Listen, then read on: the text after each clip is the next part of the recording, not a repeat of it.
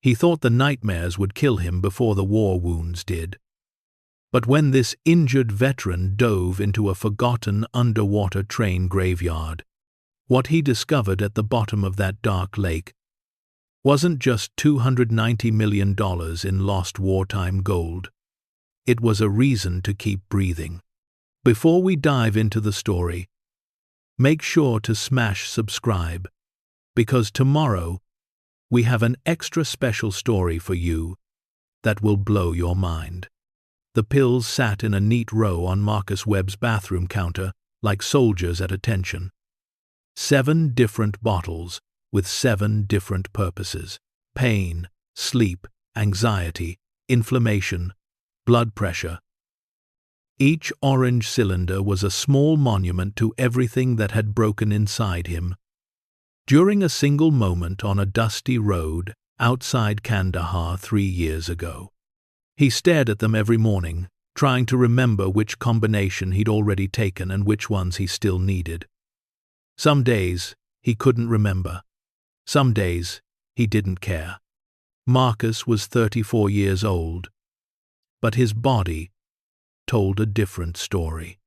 The mirror reflected a man who looked closer to 50, with premature gray threading through his dark hair and lines carved deep around eyes that had seen too much. His right leg ached with every step, a constant reminder of the improvised explosive device that had torn through his convoy and changed everything. The physical scars were visible, jagged lines running up his leg and across his torso.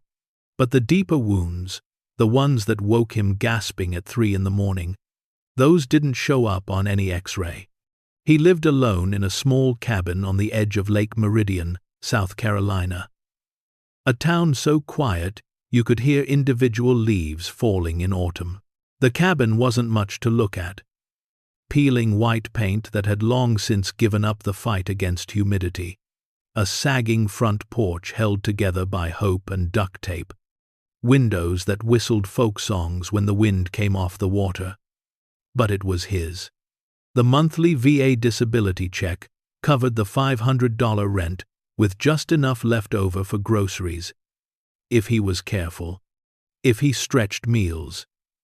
If he didn't think too hard about what his life had become.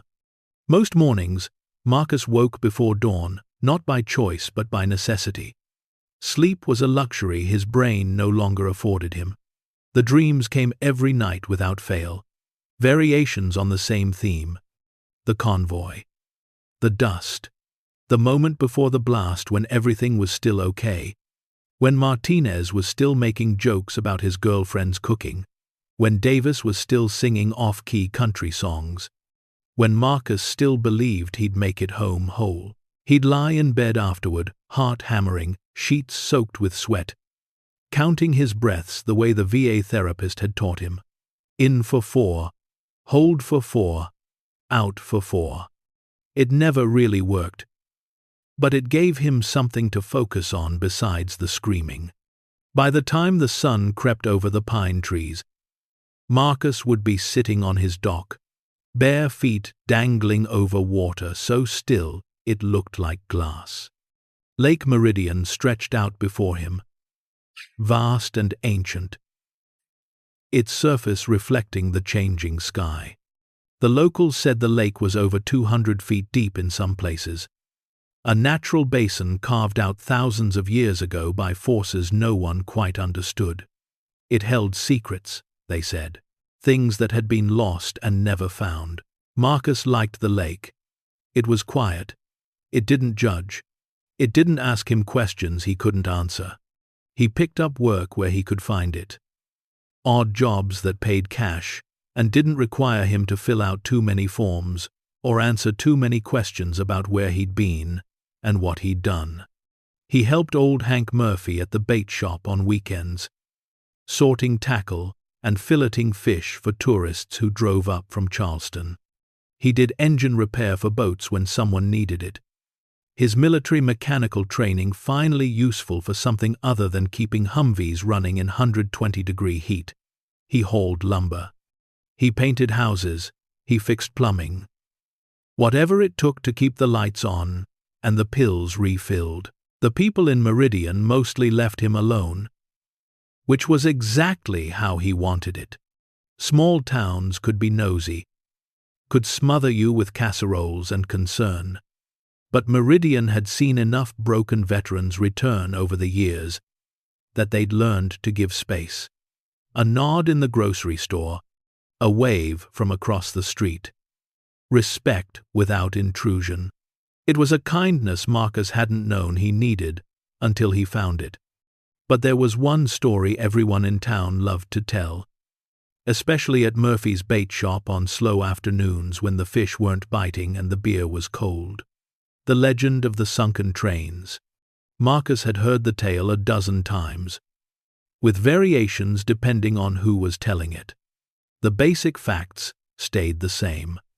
During the summer of 1943, a freight train carrying something valuable, though no one agreed on exactly what, had derailed on the old trestle bridge that once spanned the narrowest part of Lake Meridian. The bridge, already weakened by years of use and deferred maintenance, had collapsed under the weight. 6 massive locomotives and dozens of freight cars had plunged into the deep water, taking with them whatever secrets they carried. The railroad company had attempted salvage operations, bringing in divers and equipment from as far away as Virginia. They'd managed to recover 2 of the locomotives after weeks of dangerous work. But the rest, buried under silt and scattered across the lake bottom at depths that made recovery difficult and expensive, were abandoned. The company sealed the records, paid out settlements to the families of the 3 crew members who died, and moved on. That was 81 years ago. The trains had sat undisturbed ever since, slowly being claimed by the lake, becoming part of the geography, part of the mythology. Some folks swore the trains had been carrying gold, part of a secret government transfer during the war. Others said it was just coal and machinery, nothing special, nothing worth the cost and danger of bringing it up. A few of the older timers, the ones who'd heard the story from their grandparents, whispered about federal agents who'd come to town afterward, asking questions, taking photographs, warning people not to talk about what they'd seen. Marcus listened to these stories with half an ear, while he gutted red drum or organized lure displays. They were entertaining, the kind of local color that gave a place character. He didn't believe most of it. Military service had taught him that the truth was usually more mundane than the legend, that bureaucracy and incompetence explained most mysteries better than conspiracy theories. But still, on those sleepless nights when he sat on his dock watching the dark water, he'd sometimes think about those trains, about what it would be like to be down there, surrounded by metal and silt, and 80 years of silence, about whether there really was something valuable resting in the deep, forgotten by everyone except the old men who told stories to pass the time. The insomnia was getting worse. Marcus knew it, even if he didn't want to admit it. 3 a.m. became 2, a.m. became 1, a.m. became not sleeping at all. He'd tried everything the doctors suggested. Sleep hygiene, they called it. Keep the room dark. No screens before bed. Establish a routine. He'd tried melatonin, chamomile tea, meditation apps that made him want to throw his phone across the room. Nothing worked. His brain had learned that sleep meant dreams, and dreams meant reliving the worst moment of his life on an endless loop. So, his brain had decided sleep wasn't worth it. Instead, Marcus wandered. Some nights he'd walk the 2 miles into town, past the closed storefronts and the single streetlight on Main Street, past the diner where Sarah Bennett kept the coffee hot and the questions to a minimum. Other nights he'd take his small aluminum boat out onto the lake, cutting the engine and drifting, letting the current take him where it would. The lake at night was a different world. The water turned black as ink, reflecting nothing but stars. Sounds carried strange across the surface. A dog barking miles away, sounding close enough to touch. Voices from distant docks reaching him clear, as if the speakers were in the boat beside him. The air smelled like fish and pine and something older, something primordial. On these drifting nights, Marcus felt almost peaceful. The constant tension in his shoulders would ease. The noise in his head would quiet to a manageable hum. Out here, alone on the dark water, he didn't have to be the after version of himself. He didn't have to be the broken veteran, or the guy who couldn't hold down a real job, or the man who flinched at loud noises. He could just be, exist without explanation. It was on one of these wandering nights in late September, when the air had just started to carry the first hint of autumn chill, that Marcus first seriously considered the trains. He'd been drifting near the old bridge pilings, the ones that marked where the trestle had once stood, when his depth finder showed bottom at 198 feet. This was the deep part, the eastern basin, where the trains had supposedly gone down. What would it be like, he wondered, to go down there? The army had put him through underwater demolition school before his deployment. He'd been good at it, comfortable in the water in a way he'd never been on land. But that was years ago, before the blast, before the surgeries and the physical therapy, and the realization that his body didn't work the same way anymore. Could he even dive anymore? His leg had limited flexibility. His lung capacity wasn't what it used to be. The medications alone would make it risky. But the thought lodged itself in his brain and wouldn't let go. The trains, the deep water, the silence that must exist down there, heavier and more complete than any silence he'd found above the surface. He thought about it for days, the idea growing from idle curiosity to something closer to obsession. He researched diving regulations for South Carolina lakes. He read about technical diving at depth. He watched YouTube videos of wrecked divers exploring sunken ships. The more he learned, the more possible it seemed. Difficult, yes. Potentially dangerous, absolutely. But possible. What he needed was equipment. That was the barrier. Dive gear wasn't cheap, and his budget was already stretched thin. But Marcus had learned to be patient, to wait for opportunities. He checked online marketplaces daily. He asked Hank Murphy if he knew anyone selling gear. He kept his eyes open. 3 weeks later, on a Saturday morning with fog hanging low over the water, Marcus walked through the county fairgrounds where they held the weekly swap meet. Vendors set up folding tables in rows, selling everything from fresh vegetables to used power tools to someone's grandmother's china collection. Marcus wasn't looking for anything in particular, just killing time, avoiding another Saturday alone in the cabin with nothing but his thoughts for company. That's when he saw it. 2 folding tables pushed together, covered in diving equipment. A full face mask. Regulators that looked well maintained. 3 aluminum tanks. A dive computer that still had its protective screen on. Weights, fins, an underwater flashlight. Even a mesh bag for carrying gear. It was a complete setup. Everything someone would need to start diving. The equipment looked old but cared for. The kind of gear that belonged to someone who had loved it, who had maintained it properly. A handwritten sign propped against the tanks read, "Complete dive setup. Everything works. $250 for all." Marcus stopped walking. $250. That was groceries for a month. That was the buffer between making rent and not making rent. That was the smart part of his brain telling him to keep walking. But he didn't keep walking. The seller was a woman in her mid-60s with sun-weathered skin and the kind of capable hands that spoke of a life spent outdoors. Her eyes were kind, but carried their own weight of grief. She sat in a folding chair behind the tables, watching people browse, without much hope that anyone would actually buy. "Can I look at this?" Marcus asked, gesturing to the gear. "Of course." "Take your time." Her voice carried a soft drawl, local accent worn smooth by years. Marcus picked up the regulator, examined the seals, checked the gauges.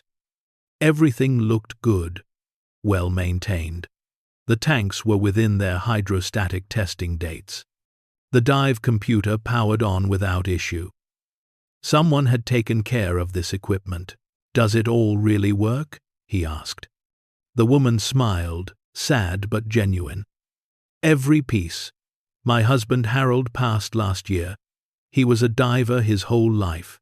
Started in the Navy, kept it up as a hobby afterward. Explored every inch of this lake, and a dozen others." She paused, looking at the equipment with obvious emotion. "I kept thinking maybe I'd learn, you know. Maybe I'd put it on and go down and see what he loved so much about it. But I'm 67 years old, and I've never been comfortable in deep water. Some things you have to accept you're not going to do." Marcus ran his hand over the smooth surface of the tank. "I'm sorry about your husband." "Thank you. He was a good man. Stubborn as hell, but good." She pulled out a weathered notebook from a box beside her chair. "I'm throwing in his dive logs too. Harold was meticulous about documenting everything. Every dive, every location, depths, visibility, water temperature. He mapped half the lake floor over 40 years. Marked every wreck, every interesting formation, every unusual thing he found." She opened the notebook, showing pages filled with careful handwriting, hand-drawn maps, depth measurements.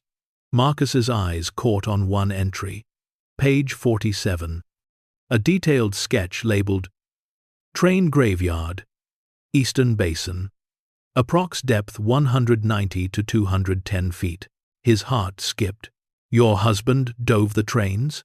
Marcus asked, trying to keep his voice casual. "Oh, yes. Many times. It was one of his favorite sights. He was fascinated by them." She flipped through more pages. He documented the whole thing. 6 locomotives, at least 15 freight cars, scattered across maybe a quarter mile. Drew maps, took measurements. He used to say there was still so much down there that nobody had properly explored. Marcus stared at the notes. Detailed drawings showed the position of each locomotive, the estimated locations of the freight cars, the contours of the lake bottom. This wasn't amateur hour. Harold had been thorough, professional. "How much for just the logs?" Marcus asked. The woman shook her head. "They go with the gear. Harold would have wanted it that way. He'd want his work to go to someone who'd actually use it, who'd go down and see what he saw." She studied Marcus for a long moment, and something in her expression changed.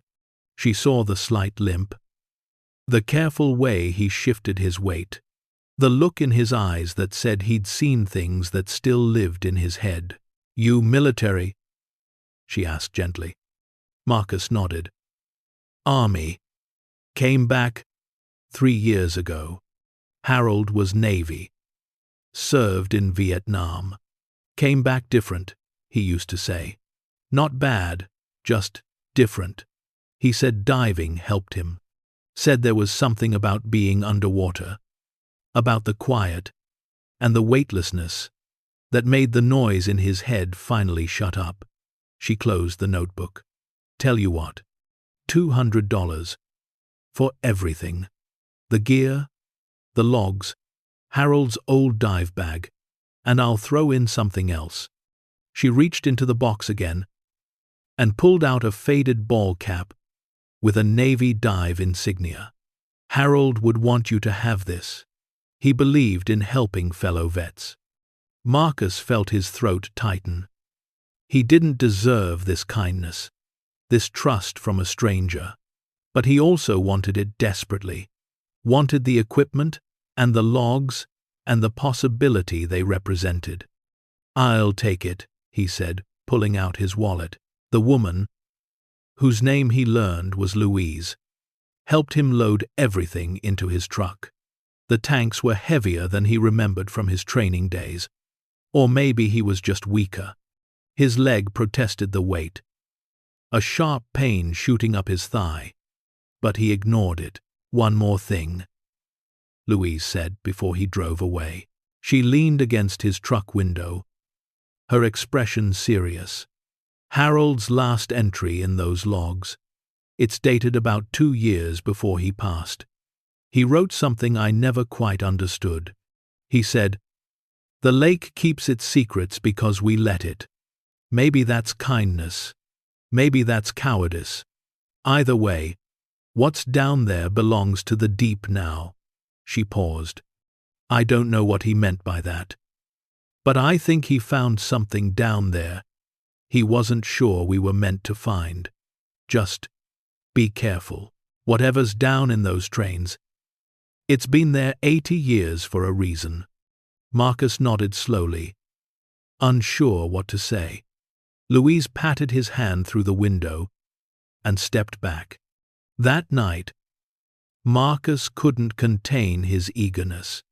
He spread the diving equipment across his living room floor, checking every piece carefully. He tested every valve, examined every seal, verified every gauge. The gear was in remarkable condition. Harold had maintained it perfectly. The tanks were full. The regulators functioned smoothly. The dive computer synced with his phone without issue. Then he opened Harold's notebook and began to read. The entries went back 43 years.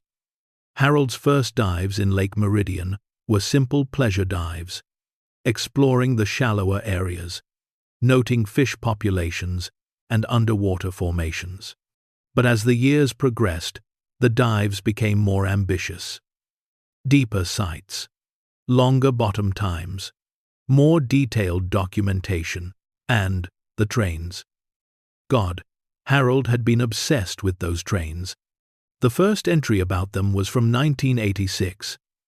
Harold had discovered the site using side-scan sonar borrowed from a friend who worked in marine salvage. The entry read, "Found them. GPS coordinates marked. 6 locomotives visible on sonar, scattered across Eastern Basin. Multiple large objects that could be freight cars. Debris field extends approximately 400 yards east to west. Depth ranges from 185 to 215 feet. We'll need to plan carefully for this one." The next entries detailed Harold's first dives to the site. His excitement jumped off the page. He described the locomotives in vivid detail. These massive machines, lying broken on the lake bottom, slowly being reclaimed by nature. Fish lived in the engineers' compartments. Eels had made homes in the boilers. Decades of silt covered everything, but the basic structures remained intact. Harold had mapped the entire site over the course of 3 years. His drawings were precise, almost architectural in their detail. Each locomotive was numbered and documented. The freight cars were categorized by type and condition. He'd noted which cars still had doors, which were buried in silt, which might be accessible. But it was his notes about the vault cars that made Marcus's pulse quicken. Found 3 cars different from the others. Harold had written in 1989. Steel construction, not wood. Sealed doors with heavy locks. Different markings than the standard freight cars. They look almost like bank vault cars, the kind used for transporting valuables. Tried to get closer, but visibility was bad, and I was running low on bottom time. Need to come back with better lights and more air. Subsequent entries showed Harold had tried multiple times to examine these special cars more closely, but something always prevented it. Bad visibility, equipment issues, time constraints. In his last entry about the trains, dated 2 years before his death, Harold had written, "Made what will probably be my final dive to the trains. I'm 69 now, and the depth is getting harder on my body. Saw the vault cars again. They're different, built to military specifications. Saw markings on one that looked like a Treasury Department seal, though I couldn't be certain through the corrosion and growth. Whatever they were moving on that train, it wasn't ordinary freight. But I've decided to let it be. Some mysteries are better left at the bottom of the lake. The world will find them when it's ready, or it won't. Either way, the secret is safe, in the deep." Marcus closed the notebook and sat back against his couch. Vault cars, Treasury Department, military specifications. The local legends about gold suddenly didn't seem quite so legendary. He stood up, paced his small living room, his mind racing. Harold had found something down there, something significant enough that the old Navy diver had decided to leave it alone. But why? Was it dangerous? Was it protected somehow? Or had Harold simply been old and tired and decided the effort wasn't worth it? Marcus walked to his window and stared out at the black mirror of the lake. Somewhere out there, 190 feet down, sat machines and cargo that had been hidden from the world for over 8 decades. And now he had the equipment and the maps to find them. He thought about the warnings, Louise's cryptic message, Harold's decision to leave things alone. The smart thing would be to respect that, to use the equipment for simple pleasure dives, to leave the trains to their watery grave. But Marcus hadn't felt this alive, this purposeful, this interested in anything since before the blast. The constant ache of loss and meaninglessness that had defined his last 3 years suddenly had a counterweight. A mystery, a challenge, a reason to get up in the morning that had nothing to do with medication schedules and VA appointments. He looked at Harold's ball cap sitting on his coffee table. The old diver had said going deep helped quiet the noise in his head. Marcus understood that completely. He lived every day with noise, with chaos, with a brain that wouldn't shut off. Maybe the answer wasn't in pills and therapy. Maybe it was in doing something that demanded total focus, total presence. Diving at 200 feet required absolute attention. One mistake could be fatal. There was no room for PTSD or anxiety or depression when you were monitoring air consumption and decompression limits and nitrogen narcosis. Maybe that's what he needed. Not escape, but engagement with something bigger than his broken body and traumatized mind. Marcus made a decision. He would dive the trains, not recklessly, not stupidly. He'd train first, do shallow dives to rebuild his skills and conditioning. He'd research the site thoroughly, plan carefully, follow all the safety protocols. But he would go down there. He would see what Harold had seen. And maybe, just maybe, he'd find something worth surfacing for. The next morning, Marcus woke up before his alarm for the first time in months. Not from nightmares, but from anticipation. He made coffee, actually ate breakfast instead of just swallowing pills, and started planning. He pulled up tide tables and weather forecasts. He reviewed decompression schedules and air consumption rates. He calculated the weight he'd need for the freshwater depth. By mid-morning, he was at the boat launch, loading Harold's equipment into his small aluminum boat. The autumn sun was warm, the lake calm. A perfect day for diving, though he wouldn't attempt the trains yet. Today was about shaking off rust, about remembering what his body could do. He motored out to a relatively shallow site, only 40 feet deep, where Harold's logs indicated there was an old sunken fishing boat. Easy, safe, a good starting point. Marcus suited up, checked his gear 3 times, and rolled backward into the water. The shock of cold water hit him even through the wetsuit. Lake Meridian was spring-fed, staying cool even in summer. But after the initial shock passed, something else took over: muscle memory. His body remembered how to do this. The breathing pattern, the equalization, the slow, controlled descent. At 20 feet, the light started to change, turning from bright yellow to a softer green. At 30 feet, the thermocline hit, a sharp temperature drop that made him grateful for Harold's thick wetsuit. At 40 feet, he reached the bottom, and just like Harold had said, the noise in his head stopped. Not completely. The tinnitus that had plagued him since the blast was still there, a constant ringing that no doctor had been able to fix. But the other noise, the constant replay of memories, the anxiety about the future, the weight of all his failures and losses, it faded to something manageable. Underwater, breathing slowly, weightless and alone, Marcus found something he hadn't felt in years: peace. He explored the sunken fishing boat slowly, not really seeing it, just existing in the quiet. Fish darted around him, unconcerned by his presence. Light filtered down from above, creating shifting patterns on the lake bottom. Time seemed to slow, to stop, to become irrelevant.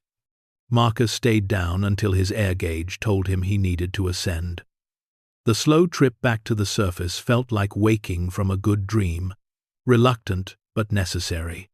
When he broke through into sunlight, he floated on his back for a long time, staring up at the sky, feeling the sun on his face.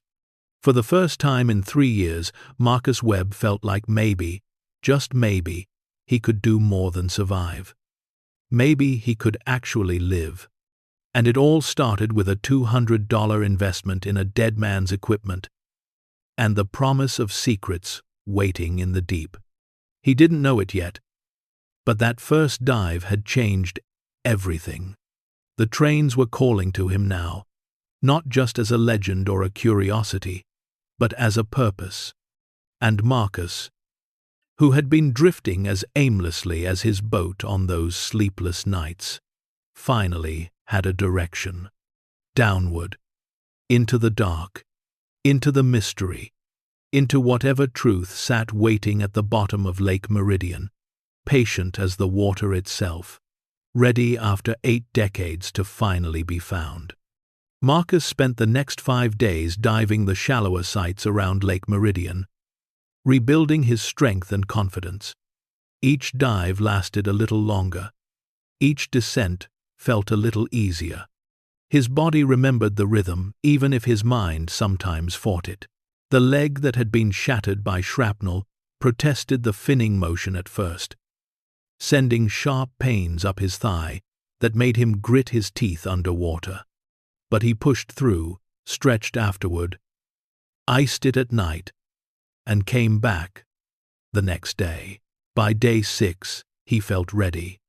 The morning he chose to dive, the trains dawned gray and misty.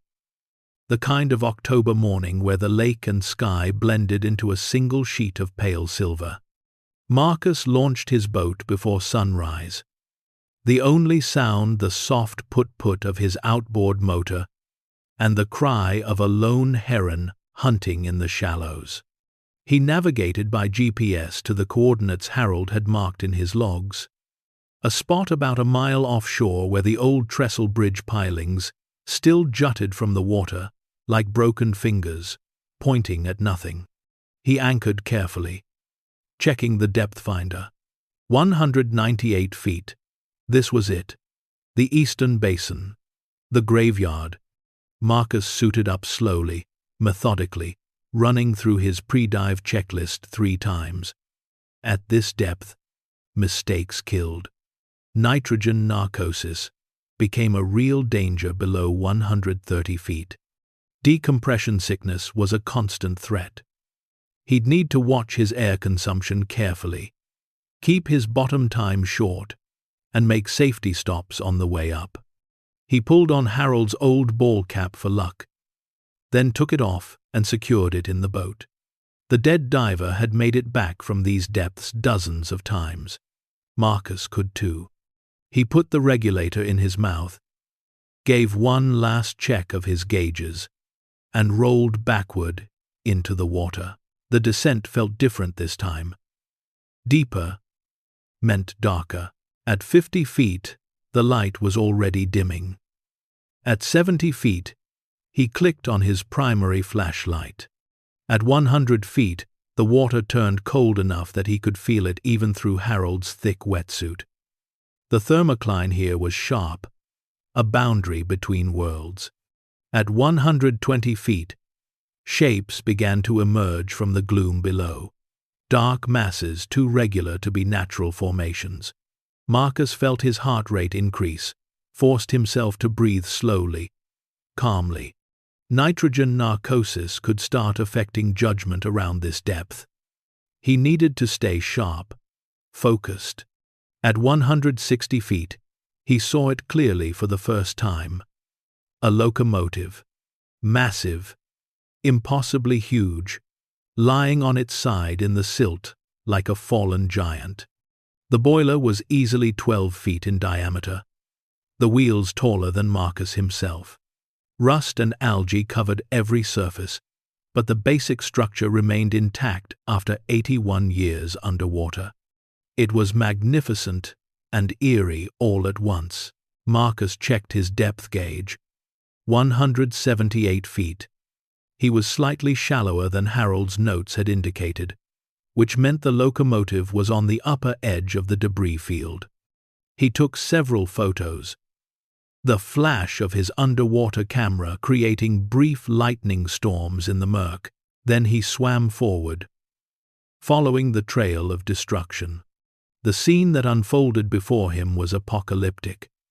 The locomotives weren't in a neat line but scattered chaotically across the lake bottom, thrown by the violence of the derailment and the collapse of the bridge. The second locomotive sat upright, as if it had simply decided to stop and wait on the lake floor.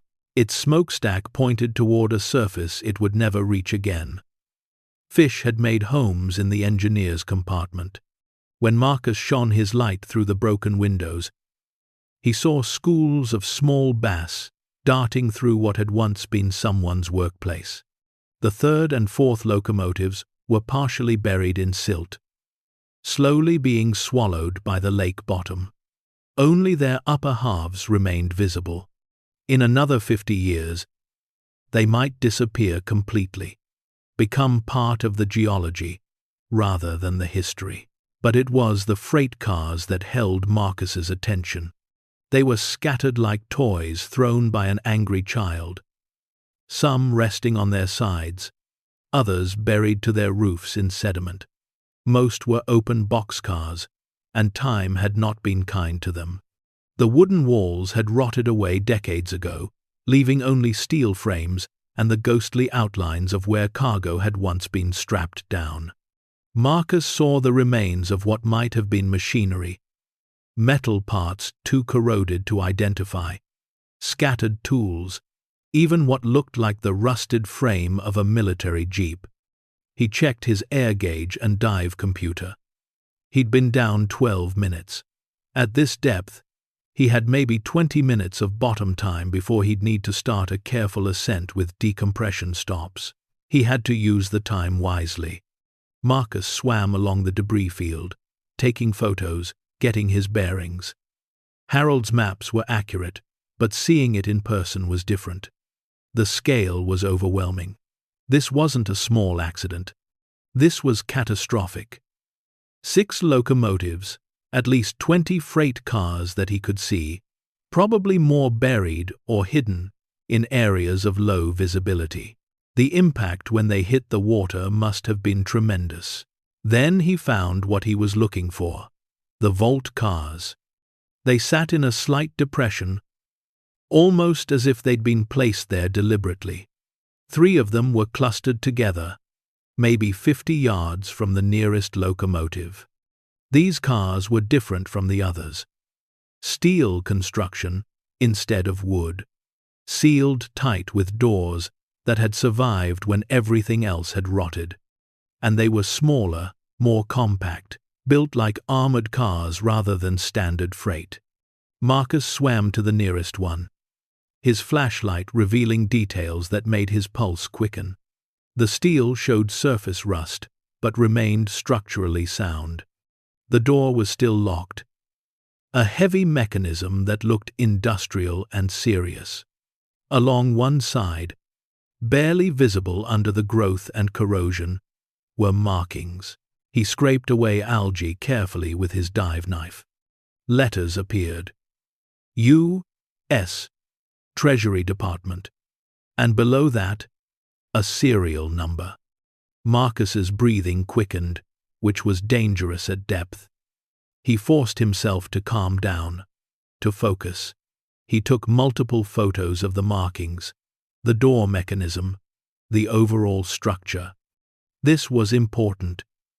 This was real, but his air gauge was dropping. 15 minutes, at depth. Time to explore one more area, then start the ascent. He swam past the 3 clustered Volt cars and found a 4th one, separate from the others. This one was different again.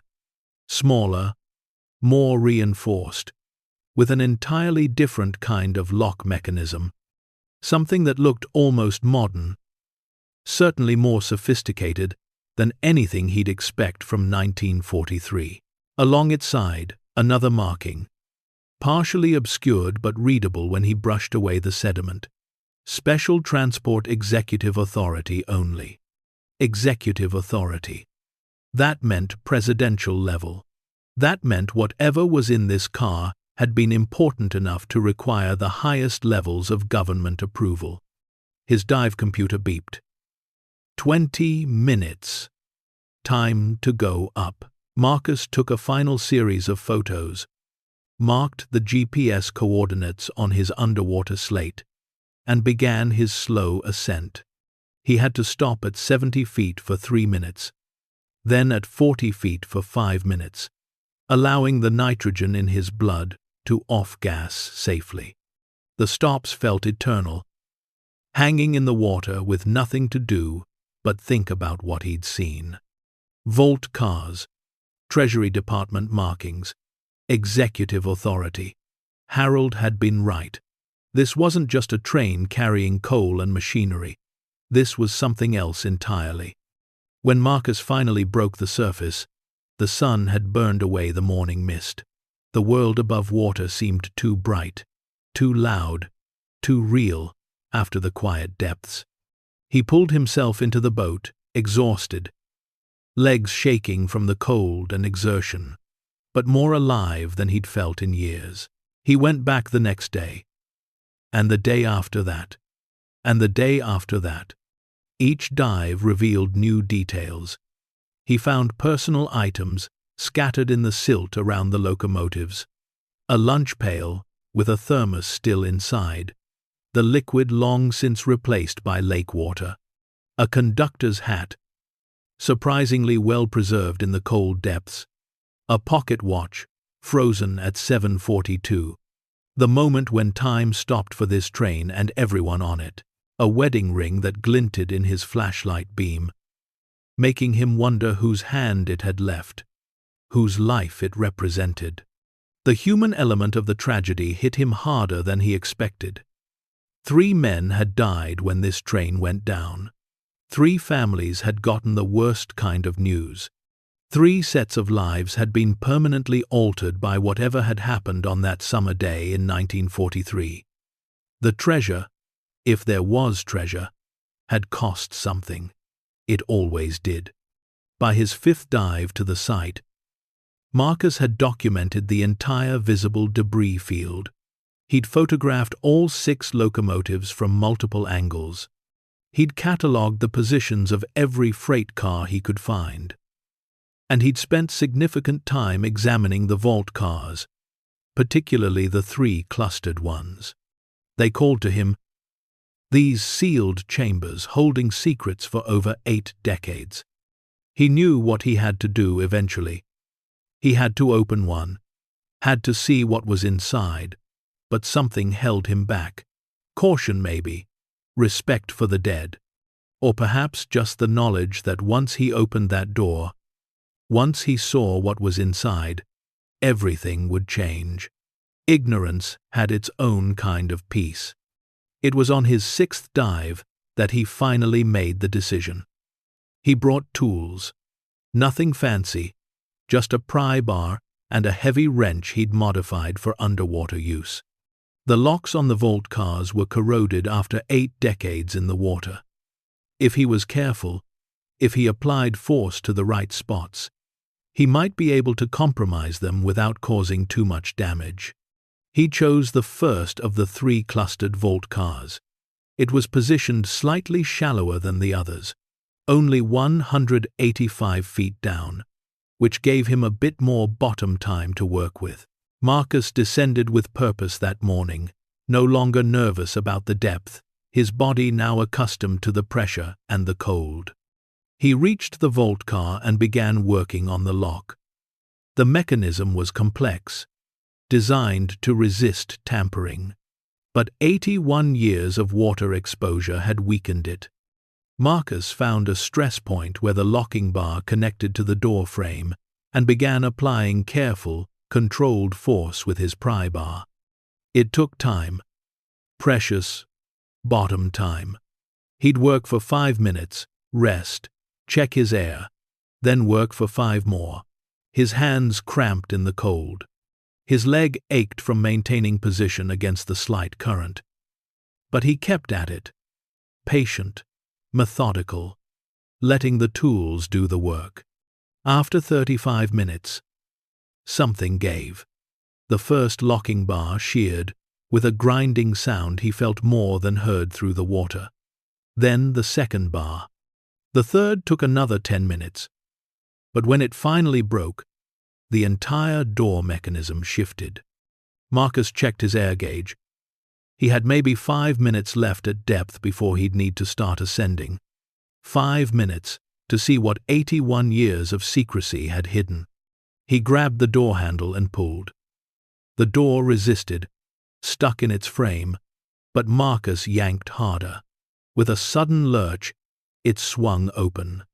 His flashlight beam swept the interior, and for a moment, Marcus forgot to breathe.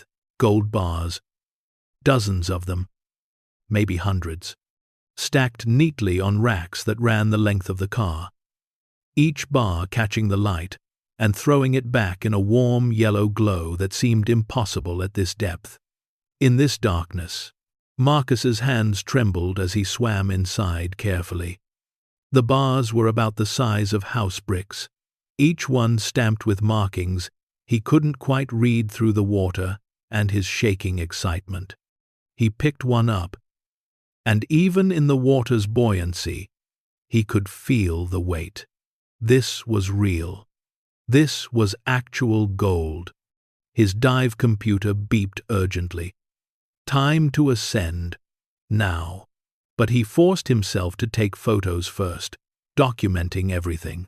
The interior layout, the racks, the bars, the markings. His camera flash created a strobe effect, turning the vault car into something from a fever dream. Gold and shadow, wealth and secrecy, flashing in and out of existence with each click. Finally, reluctantly, Marcus backed out of the car and closed the door as best he could. His mind was racing, thoughts tumbling over each other. Gold, real gold, hundreds of bars, thousands maybe, if the other vault cars held the same cargo. At current prices, Each bar could be worth tens of thousands of dollars. And there were multiple cars. He was looking at millions, maybe tens of millions. The ascent passed in a blur. He stopped at the required depths, made his safety stops, but his mind was elsewhere. At 70 feet, hanging in the water with nothing to do but breathe and wait, reality started to settle over him like a weight. He'd found something. Something huge. Something that had been deliberately left at the bottom of Lake Meridian for over 80 years. The kind of something that powerful people had decided to abandon rather than recover. The kind of something that came with consequences. When Marcus broke the surface and climbed into his boat, his legs nearly gave out. Not from the physical exertion, but from the enormity of what he'd discovered. He sat on the bench seat, dripping, shaking, staring at his waterproof camera like it contained a bomb rather than photographs. He looked at the lake, so peaceful and still on the surface, hiding such incredible secrets below. Then he looked toward shore, toward the small town of Meridian, where people lived their quiet lives, unaware that 300 yards away sat a fortune that could change everything. What was he supposed to do with this? Marcus pulled out his phone, thought about calling someone. But who? The police? The Coast Guard? A lawyer? He had no idea what the protocol was for finding millions of dollars in gold at the bottom of a lake. And something made him hesitate. Some instinct honed by years in combat zones, by learning to trust his gut about when situations were more dangerous than they appeared. The gold had been there for 81 years. It could wait another day while he figured out his next move. He started the boat and headed for shore, his mind churning with possibilities and implications. He was so lost in thought that he didn't notice the small boat anchored 100 yards away, or the man with binoculars watching his every move. Marcus needed coffee and time to think. He needed to be around normal people doing normal things. Needed something to ground him after what he'd just seen. So he drove straight from the boat launch to Betty's Diner on Main Street. Still in his damp clothes, hair matted from the wetsuit. The diner was mostly empty at 3 in the afternoon. The lunch rush long past, and the dinner crowd not yet arrived. Just a couple of truckers at the counter, and old Earl in his usual booth by the window, and behind the counter, wiping down the coffee machine, with the kind of focused attention that suggested she was thinking about something else entirely, was Sarah. Sarah Bennett had owned Betty's since her mother passed 5 years ago. Marcus knew this not because she'd told him, but because everyone in town eventually ended up at Betty's, and everyone talked. She was maybe 30. With auburn hair she kept tied back in a practical ponytail, and eyes that were kind, but carried their own weight of experience. She'd been married once, briefly, to a guy who left town when the economy tanked. No kids, no drama, just a woman running a diner and trying to make it work. Marcus had been coming to Betty's 2 or 3 times a week for the past year. Always ordering the same thing, always sitting at the counter, always keeping to himself. They had a comfortable rhythm. He and Sarah. She'd pour his coffee without asking. He'd order whatever the special was without looking at the menu. They'd exchange pleasantries. Nothing deep, nothing personal. Just 2 people sharing space without demands. But today Sarah looked up when he walked in, and her expression changed. Not dramatically, but Marcus had spent enough time reading people's faces in combat that he noticed. "You look different," she said as he slid onto his usual stool. "Different how?" Marcus asked, accepting the coffee she poured without being asked. She studied him for a moment. Head tilted. "I don't know. Less tired, maybe. Your eyes aren't doing that thing." What thing? That thing where you look like you're watching everything and nothing at the same time. Like you're here but also somewhere else. She refilled the sugar dispenser, still watching him. So, what's going on? You look like you just won the lottery or saw a ghost. Can't decide which. Marcus almost laughed. Both, he wanted to say. I saw a ghost of history, and maybe won a lottery I didn't buy a ticket for. But he just shook his head. Just had a good dive. Found something interesting. The old trains? He nodded. Sarah leaned against the counter, genuinely curious now. What you find? Marcus hesitated. Every instinct said to keep his mouth shut, to tell no one until he figured out what to do. But Sarah's face was open, interested, not judgmental. And he'd been alone with this knowledge for 3 hours now. The weight of it pressing down on him. I found the vault cars everyone talks about, he said carefully. The ones that supposedly carried something valuable. Her eyebrows went up. And they're real. Steel. Construction. Treasury Department markings. Locked tight. Did you open one? Marcus took a long drink of coffee. Buying time. Then he nodded. Sarah set down the sugar dispenser and leaned in closer. What was inside? I'm not sure I should say. Was it gold? She whispered it. Like the word itself was dangerous. Marcus didn't answer, which was answer enough. Sarah's eyes went wide. Oh my God. The legends are true. There's actually gold down there. Maybe. I don't know what I saw exactly.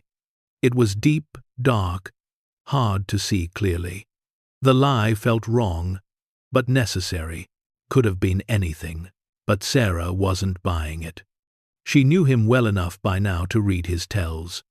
Marcus, you found gold at the bottom of Lake Meridian, in a train that's been down there since World War II. Do you have any idea what that means? No, he admitted. That's why I'm here drinking coffee instead of calling the authorities. I don't know what the hell to do. Sarah poured herself a cup of coffee and sat on the stool next to him, something she'd never done before. Okay, let's think about this. First question. Is it legal for you to have found it? I don't know. Maritime salvage law, maybe? But this is a lake, not the ocean. And it's federal property, probably. Treasury Department cargo. Marcus rubbed his face. I need a lawyer who specializes in this stuff. And I don't even know where to start looking. Second question, Sarah continued. Do you want people to know you found it? What do you mean? I mean this town, Marcus. It's small. Word spreads faster than wildfire.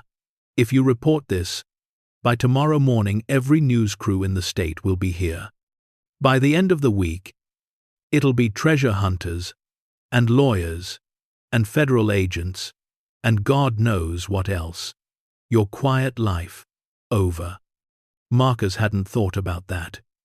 He'd been so focused on the discovery itself that he hadn't considered the aftermath. But Sarah was right. Once this went public, everything changed. Not just for him, but for Meridian. The town would be invaded, transformed, turned into something it had never been. Maybe that's not a bad thing, he said slowly. This town is dying. Half the storefronts on Main Street are empty. The school lost 20 students this year because families are moving away for jobs. Maybe the attention, the money, could help. Or it could tear the place apart. Sarah countered. I've seen what happens when money enters the picture. People change. Friends become enemies. Communities fracture over who gets what piece of the pie. They sat in silence for a moment, both nursing their coffee, both thinking. Finally, Sarah asked, how much gold are we talking about? I only opened one car. Saw maybe 200 bars. But there are at least 3 more vault cars down there. Maybe 4. If they're all full. Marcus did quick mental math. Could be millions. Tens of millions. Sarah let out a low whistle. That's life-changing money, if I even get to keep any of it. It's federal property. They could claim it all. The best ovations, but there are finder's fee laws. Right? Salvage rights? Salve. Maybe. I don't know. Marcus set down his coffee cup. Sarah, I'm just a broke veteran living in a cabin and working odd jobs. I don't know anything about treasure law or federal regulations. I'm in way over my head here. She put her hand on his arm, a gesture of comfort that surprised them both. Then maybe you need to talk to someone who does know. Someone you can trust. Who? Daniel Reeves. He runs the Historical Society. He's been researching those trains for like 30 years. If anyone knows the legal ins and outs, the history, what you're dealing with, it's him. Marcus shook his head. I don't know him. I do. He's a good guy, Marcus. A little obsessed, maybe, but his heart's in the right place. He's not going to try to screw you over or steal your discovery. He's just genuinely passionate about local history. She paused. Want me to set up a meeting? Marcus considered it. His first instinct was to refuse, to keep this secret locked down tight. But he couldn't do this alone. He needed information, guidance, maybe even help. And if Sarah trusted this Daniel guy, yeah, he said, finally. Okay, set it up. Sarah smiled and squeezed his arm before standing up. I'll call him tonight. In the meantime, you want some food?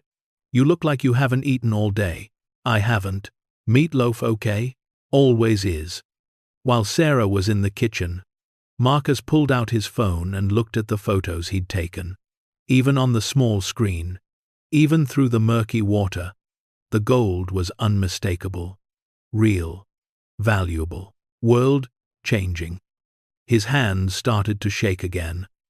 Not from fear exactly, but from the weight of responsibility. This wasn't just about him anymore. Whatever he did next would affect a lot of people. The town, the historical record, maybe even national security, if the government decided this was still classified somehow. Sarah brought out a plate of meatloaf, mashed potatoes, and green beans that actually looked fresh for once. On the house, she said, when he reached for his wallet. You don't have to do that. I know. But you looked like you needed it. She refilled his coffee. Marcus, whatever you decide to do, just be careful. Okay? Things like this, they have a way of getting complicated fast. I will. Thank you. She started to walk away, then turned back. And Marcus, for what it's worth, I'm glad you found it. Not because of the money, but because you've been, I don't know, different lately. More alive. Like you finally have something to care about besides just getting through the day. Marcus felt his throat tighten. Is it that obvious? To someone who's been watching? Yeah. She smiled, a little sad. I know what it looks like when someone's just surviving. I've been there. Still am some days. So if those trains gave you a reason to do more than survive, then I'm glad. Whatever comes next. She walked back to the kitchen, leaving Marcus alone with his cooling meatloaf and his racing thoughts. That night, Marcus couldn't sleep again, but for entirely different reasons than usual. His mind wasn't replaying the blast or the screaming or the hospital. It was churning through possibilities, consequences, scenarios. What if the government seized everything? What if there were legal battles that lasted years? What if the discovery put him in danger from people who wanted the gold for themselves? And underneath it all, a deeper question. Did he deserve this? Did he deserve to stumble into a fortune when better men like Martinez and Davis, and all the others who hadn't made it home, got nothing but a flag and a grave? He walked down to his dock and sat with his feet in the water, looking at the lake that had become so central to his life. A year ago, he'd sat in this same spot, contemplating whether life was worth continuing. Now he sat here contemplating a discovery that could change everything. The universe had a strange sense of humor. His phone buzzed with a text from Sarah. "Daniel can meet tomorrow at 10 a.m. Betty's Diner." "He's excited," Marcus typed back. "Okay. Thanks." Then he added, "For everything." She responded with a simple smiley face emoji, and Marcus found himself smiling too. He thought about what Harold had written in his logs, about how the lake keeps secrets because we let it, about how maybe that's kindness, or maybe it's cowardice. Harold had decided to let the secret stay buried, had taken his knowledge to the grave, leaving only cryptic notes in a journal he must have known would be passed on eventually. But Marcus wasn't Harold. He was younger, more desperate, more in need of purpose. And maybe the world was ready now for secrets that hadn't been ready to surface 30 years ago. He pulled out his phone and looked at the photos one more time. Gold bars stacked in perfect rows, treasury markings, executive authority classifications. This wasn't just money. This was history. This was a piece of World War II that had been lost and then deliberately left unfound. And somehow, impossibly, he'd been the one to rediscover it. What happens next will turn this discovery into a federal case, reveal secrets that presidents tried to bury, and force one broken veteran to decide if some treasures are worth the cost they demand. Stay tuned to see what happens next. If you're enjoying the story, please like, share, and subscribe for more. Marcus put his phone away and lay back on the dock, staring up at the stars. Tomorrow he'd talk to Daniel. Tomorrow he'd start figuring out what to do. But tonight, just for a few hours, he let himself sit with the incredible reality of what he'd found. Gold. Millions of dollars in gold. Sitting at the bottom of Lake Meridian for 81 years, waiting for someone brave enough or foolish enough to bring it back to light. And that someone was him.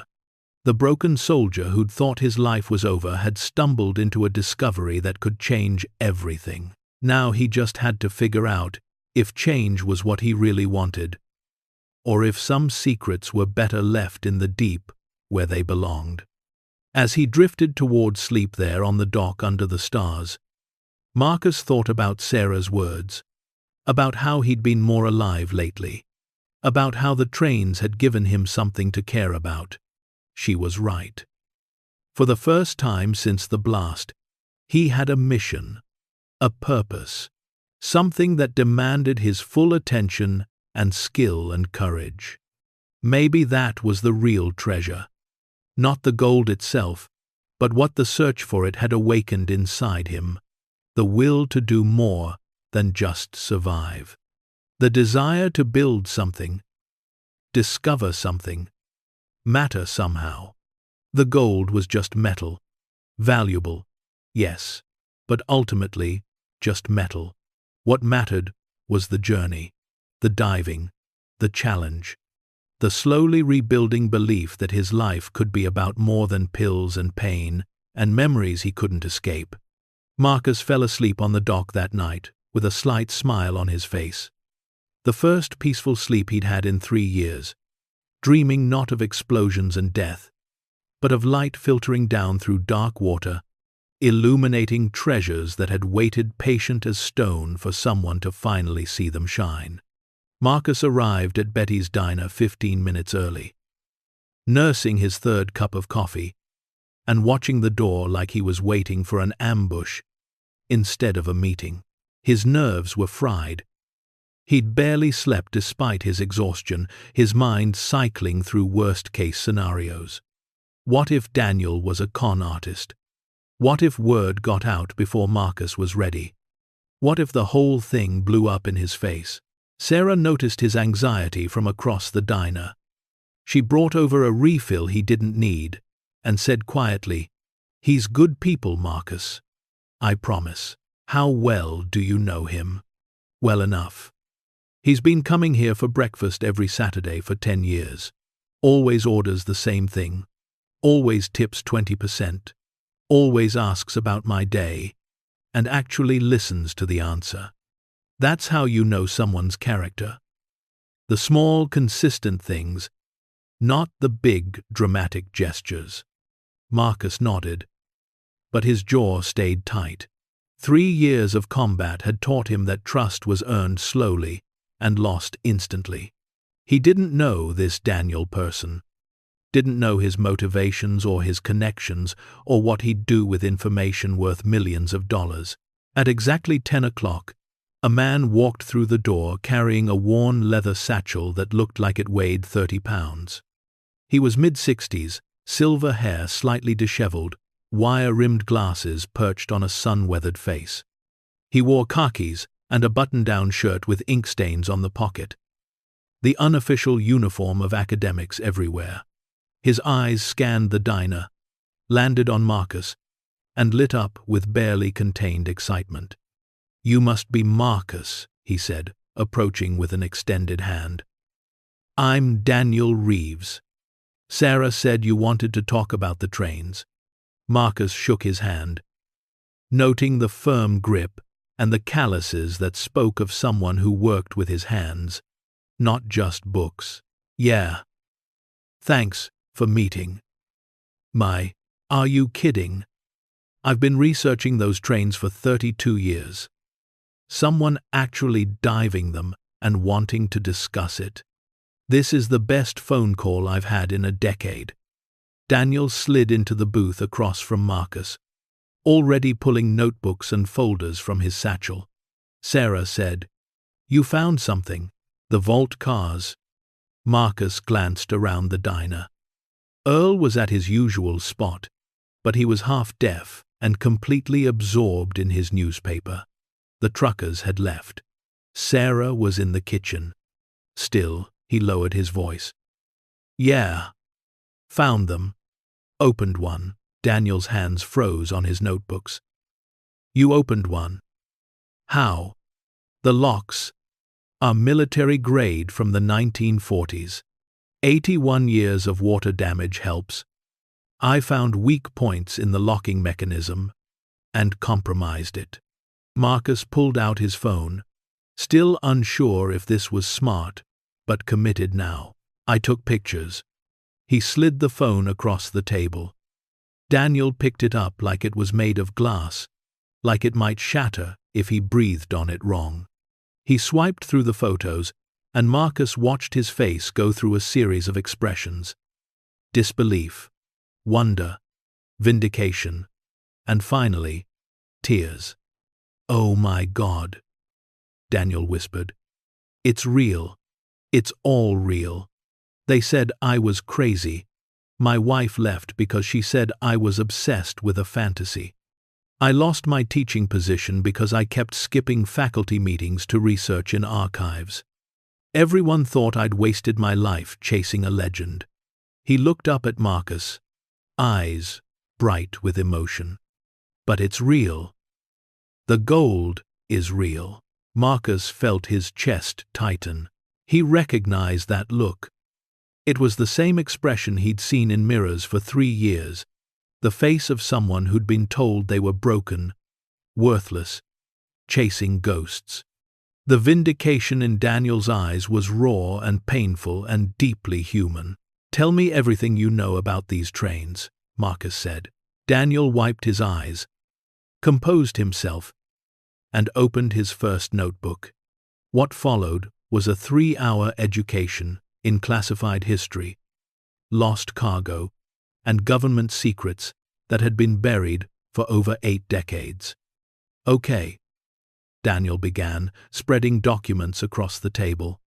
The official story is straightforward. July 17, 1943. Freight train number 742 departed Philadelphia, carrying industrial equipment for the war effort. Rails, steel beams, machinery parts, nothing special. It was supposed to arrive in Augusta, Georgia 3 days later. He pulled out a yellowed newspaper clipping. Instead, it derailed while crossing the trestle bridge over Lake Meridian. Bridge collapsed. 6 locomotives and 19 freight cars went into the water. 3 crew members died. The railroad company attempted salvage, recovered 2 locomotives, gave up on the rest. But that's not the real story, Marcus said. Not even close. Daniel pulled out another document, this one with sections heavily redacted. I got this through a Freedom of Information Act request about 15 years ago. Took me 3 years of appeals and lawyer fees I couldn't afford, but I finally got a partial file. Look at this memo, dated July 19, 1943, 2 days after the derailment. It's from the War Department to the Army Corps of Engineers. Marcus read the faded typewritten text. Most of it was blacked out, but a few phrases remained visible. Sensitive cargo, national security implications, executive oversight required, and most tellingly, salvage operations to be conducted under military authority only. Industrial equipment doesn't require executive oversight, Daniel said. Standard freight doesn't get labeled as national security. This was something else entirely. He opened another folder. I spent years tracking down witnesses. Most are dead now, but I found a few before they passed. One woman, her grandfather was a local fisherman who helped with the initial recovery efforts. She told me he saw soldiers everywhere, armed guards, officers who didn't wear name tags. She said her grandfather swore he saw them pull up a metal box that took 4 men to carry, and when they opened it, it glowed gold in the sunlight. Could have been brass, Marcus offered, playing devil's advocate. Could have been. Except 6 other witnesses from 1943 described seeing similar boxes. Golden glow. Heavy enough to require multiple men. Locked and sealed. And here's the kicker. Daniel pulled out a faded photograph. This is the train at the Philadelphia station before departure. Look at the cars on the back. Marcus studied the grainy black and white image. 4 freight cars at the rear of the train were different from the others. Smaller, steel construction, and surrounding them, soldiers with rifles. Those are Treasury Department vault cars, Daniel said. I found the manufacturing records from the company that built them. They produced exactly 12 of these cars between 1938 and 1944, all for government use in transporting high-value materials. Gold, currency, bonds, classified documents. The kind of stuff you can't just ship regular freight. Marcus felt his pulse quicken. So this was a gold transport. I believe so. And I believe it was part of something bigger. Daniel pulled out a timeline he'd created, events mapped across several pages. In 1943, the United States was in the middle of World War II. We were spending unprecedented amounts on the war effort. But we were also terrified. Terrified of invasion, of sabotage, of losing the war. So the government started moving critical assets away from coastal areas that were vulnerable to attack. Fort Knox, Marcus said. Exactly. Fort Knox was built to hold gold reserves. But it wasn't the only location. The government created multiple cache sites across the country, places where they could store wealth, documents, anything critical to maintaining the government if Washington fell. It was called the Emergency Reserve Program. Most of it's still classified. Daniel tapped the photo of the train. I think this train was carrying part of that emergency reserve. Gold being moved from Philadelphia to a secure location in the South. But it never made it. And they just left it there? Millions in gold at the bottom of a lake? That's what I've never understood, Daniel admitted. The official salvage operation lasted 3 weeks, then suddenly stopped. Just stopped. No explanation. The railroad company filed insurance claims, families were compensated, and everyone moved on like the cargo wasn't worth recovering. He leaned forward. But here's what I think happened. I think the government did a risk assessment. Lake Meridian is deep, cold, murky. The gold was scattered across a wide area, at depths that made recovery extremely difficult with 1940s technology. So, they made a calculation. Leave it there. The lake becomes the vault. Better to lose a few $1 million than risk drawing attention to the Emergency Reserve Program. Risk compromising security. Risk letting enemies know we were moving strategic assets. They valued secrecy over money, Marcus said slowly. Exactly. And it worked. The gold sat there for 81 years. Everyone forgot about it except a few conspiracy theorists and one obsessed historian everyone thought was crazy. Daniel smiled without humor. Until you came along. Sarah brought over sandwiches they hadn't ordered. Her excuse to check on them. She caught Marcus's eye. A silent question. Everything okay? He nodded slightly, and she left them alone. How much gold do you think is down there? Marcus asked. Daniel pulled out a calculator and his notes. Okay. Speculation time. If those vault cars each held standard gold bar shipments, we're talking about 40,000 troy ounces per car minimum. Gold is currently trading around $2,000 per ounce. 4 cars, fully loaded, that's $320 million. But that's current market value. Historical value. Collector value. The significance of wartime gold. He shrugged. Could be worth substantially more. $320 million. The number made Marcus dizzy. But there's something else, Daniel continued. You said you only opened 1 car. What if the others contain different things? The Emergency Reserve Program didn't just move gold. They moved platinum, rare coins, bearer bonds, classified documents, anything portable and valuable. Some of those cars might hold things worth more than gold, just because of what they represent historically. Marcus thought about the 4th vault car, the one marked Executive Authority Only. The one he hadn't opened yet. I need to go back down. When? Tomorrow. I need to document everything. See what's in the other cars. Get a complete picture before I decide what to do. Smart. Daniel started gathering his papers. Can I ask what you plan to do once you know the full scope? Marcus was quiet for a long moment. I don't know. Part of me wants to just report it. Let the authorities handle it. But another part, he trailed off, doesn't trust the government to do the right thing. Daniel finished. Something like that. For what it's worth, I think you have to report it eventually. This is federal property, potentially classified cargo.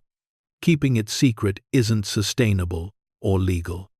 But I understand wanting to know what you're dealing with first. Wanting to control the narrative instead of having it controlled for you. They exchanged phone numbers, and Daniel promised to send over all his research files. As the historian packed up his satchel, he paused. "Marcus, thank you. For not dismissing this as crazy, for actually going down there and proving I wasn't wrong all these years. That means more than you know. You gave me context I desperately needed." Marcus replied, "Thank you for that. Thank you. Thank you for that." After Daniel left, Sarah slid into the booth across from Marcus. "Well, how'd it go?"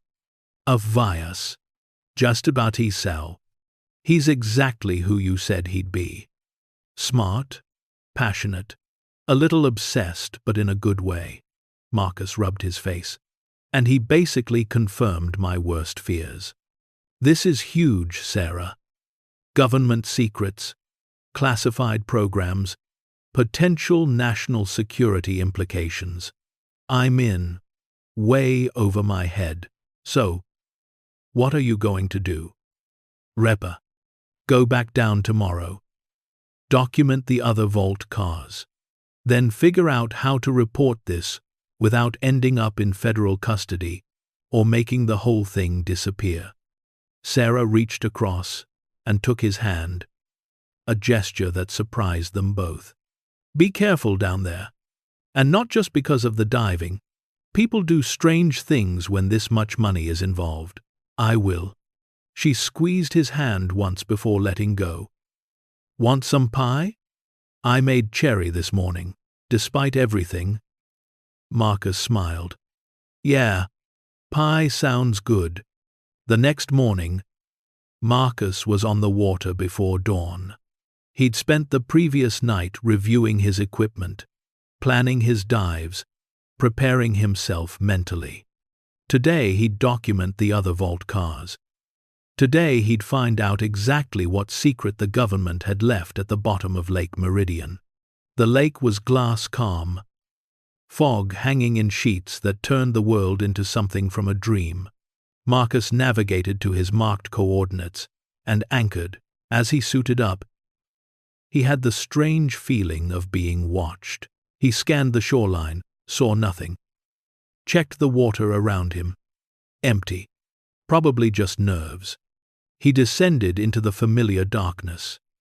Down through the thermocline, down past where light could reach, down to the depth where the trains waited. His body knew the route now, muscles moving with confidence born of repetition. The vault cars appeared like ghosts in his flashlight beam. He went to the second one, the one next to the car he'd already opened. This lock was more corroded, which made it easier to break. 20 minutes of work and the door swung open. More gold, but configured differently. Smaller bars, probably worth more per ounce because of their rarity, and wooden crates, stacked along one wall. Marcus examined the nearest crate. The wood had gone soft with decades in cold water, but he could still make out stenciled letters. U.S. Treasury Do Not Open, 1942. He took extensive photos, then carefully pried open one crate. Inside, wrapped in what looked like oilcloth, were stacks of currency. Old bills, large denominations, waterproofed, and surprisingly intact. $100 bills from the 1930s and 40s. Collector's items worth far more than face value.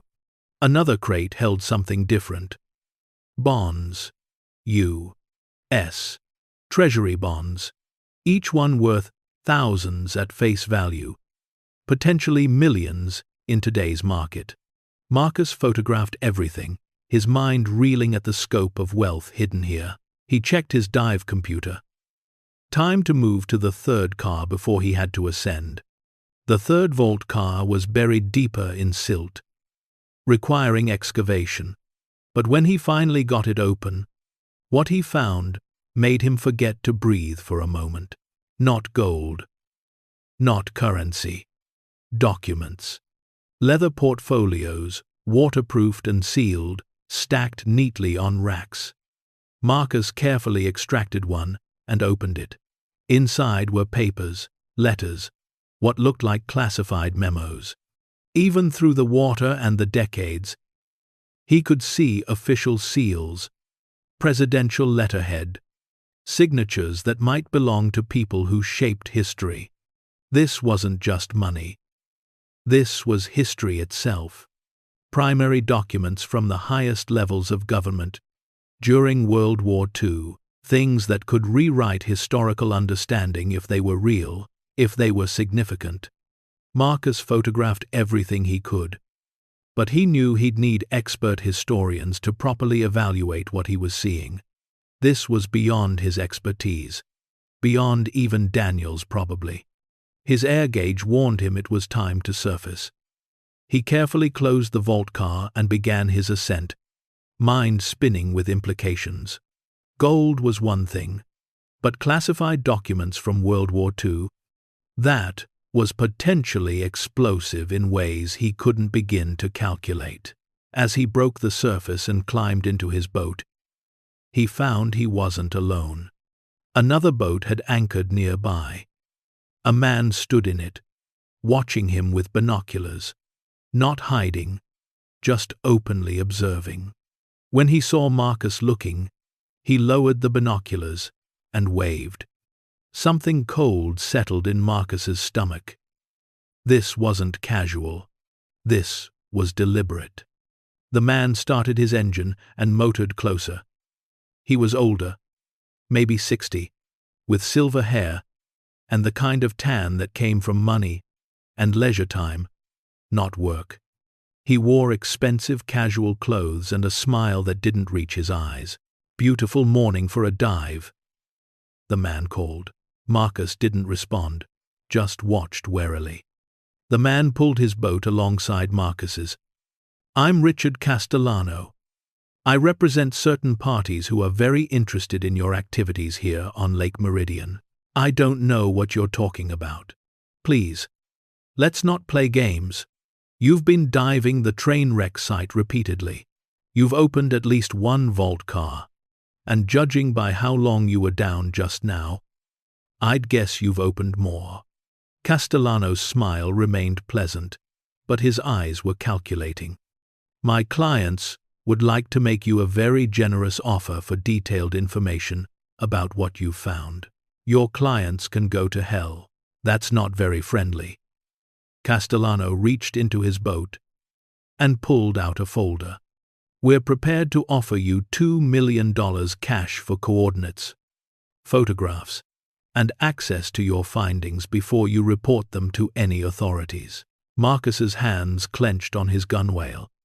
"How do you even know about this? This town is small, Mr. Webb. People talk. Someone noticed you diving repeatedly in the same spot. Someone else mentioned you were asking questions about the trains. Someone remembered the vault car stories. It doesn't take much to put pieces together when you know what to look for." He held out the folder. "This is our offer. It expires in 48 hours. Get away from my boat." Castellano's pleasant facade cracked. "Don't be stupid. You're nobody. An injured veteran with no money and no connections. My clients have both. They can make your life very comfortable, or they can make it very difficult. Your choice." I said, "Get away from my boat." Marcus reached for the emergency flare gun he kept under his seat. Castellano saw the movement and raised his hands. "Think about it, Mr. Webb. 48 hours. We'll be in touch." He started his engine and motored away, leaving Marcus shaking with adrenaline and anger. Someone was watching him. Someone with resources and bad intentions. Someone who'd figured out what he'd found and wanted it for themselves. Marcus pulled out his phone and called Daniel. They met an hour later at Daniel's house, a small bungalow on the outskirts of town that had been completely taken over by his research. Every wall was covered in maps, photos, documents. Every surface held stacks of notebooks and files. It looked like a command center for an obsession. "Tell me exactly what he said," Daniel instructed, taking notes. Marcus recounted the entire conversation, including the name Castellano had given. Daniel's face went pale. Oh no. Oh no, no, no. What? Richard Castellano. I know that name. He's connected to a syndicate that specializes in black market antiquities and treasure. They've been linked to looting archaeological sites, stealing artifacts from museums, even grave robbing in some cases. They're very well connected, very well funded, and absolutely ruthless. How do you know about them? I'm part of a network of researchers who share information about this stuff. We try to protect historical sites from exploitation. Castellano's name comes up a lot, always in the context of things disappearing, people being threatened, legal battles that somehow get dropped. Daniel started pacing. If he knows about the trains, if his people are watching you, this is serious. They won't stop at offering money. They'll escalate. To what? Theft. Violence if necessary. Making you disappear if they think they can get away with it. Daniel stopped pacing and looked at Marcus seriously. We need to go public. Right now. Today. Before they can make a move. I wanted more time to document everything. You don't have more time. Once people like Castellano are involved, every day you wait is another day they have to plan something. We need to get ahead of this. Marcus thought about the vault cars, about the secret still down there. The fourth car, with its executive authority markings. The documents he'd barely had time to glimpse. There was so much more to discover, to understand. But Daniel was right. Safety had to come first.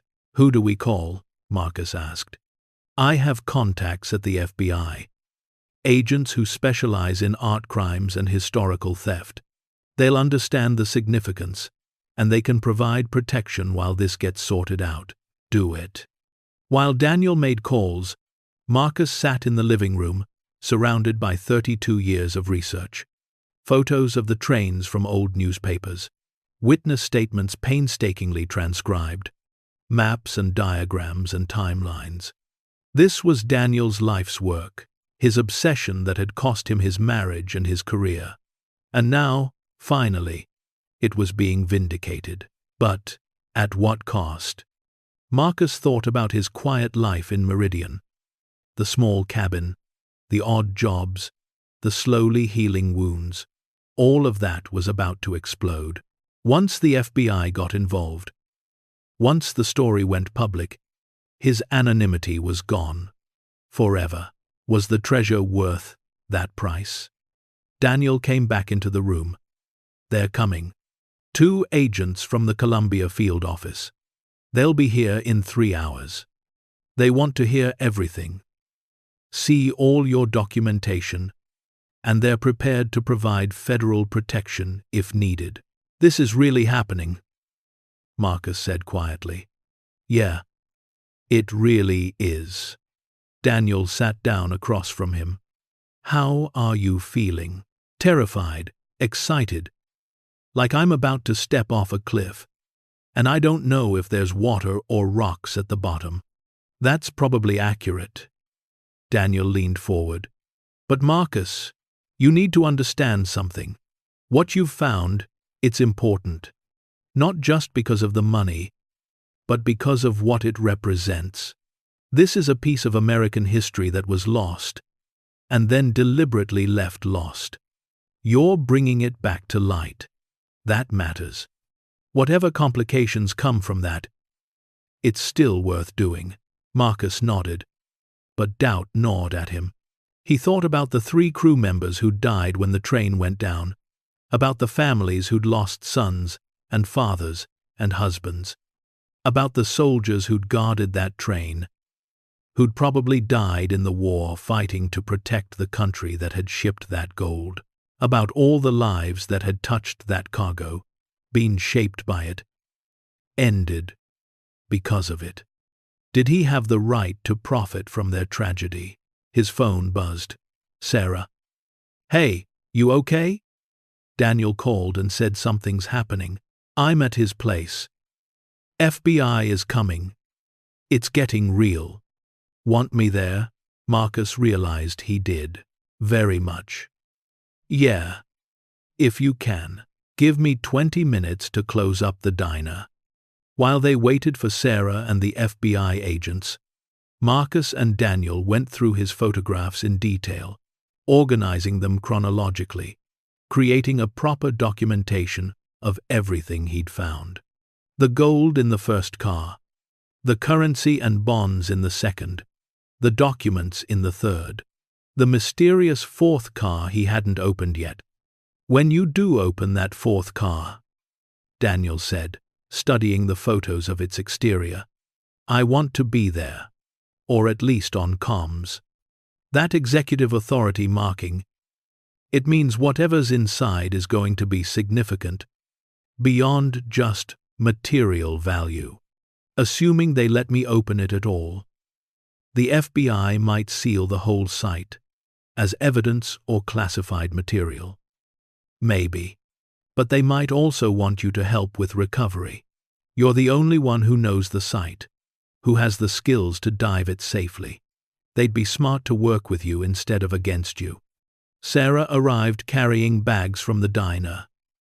Figured nobody's eaten. And coffee. Lots of coffee. She distributed sandwiches and coffee, then sat next to Marcus on Daniel's couch. So, big day. That's one way to put it. She bumped his shoulder with hers. For what it's worth, I think you're doing the right thing. Going to the authorities. Doing this by the book. It would have been easy to try and hide it, sell it off quietly.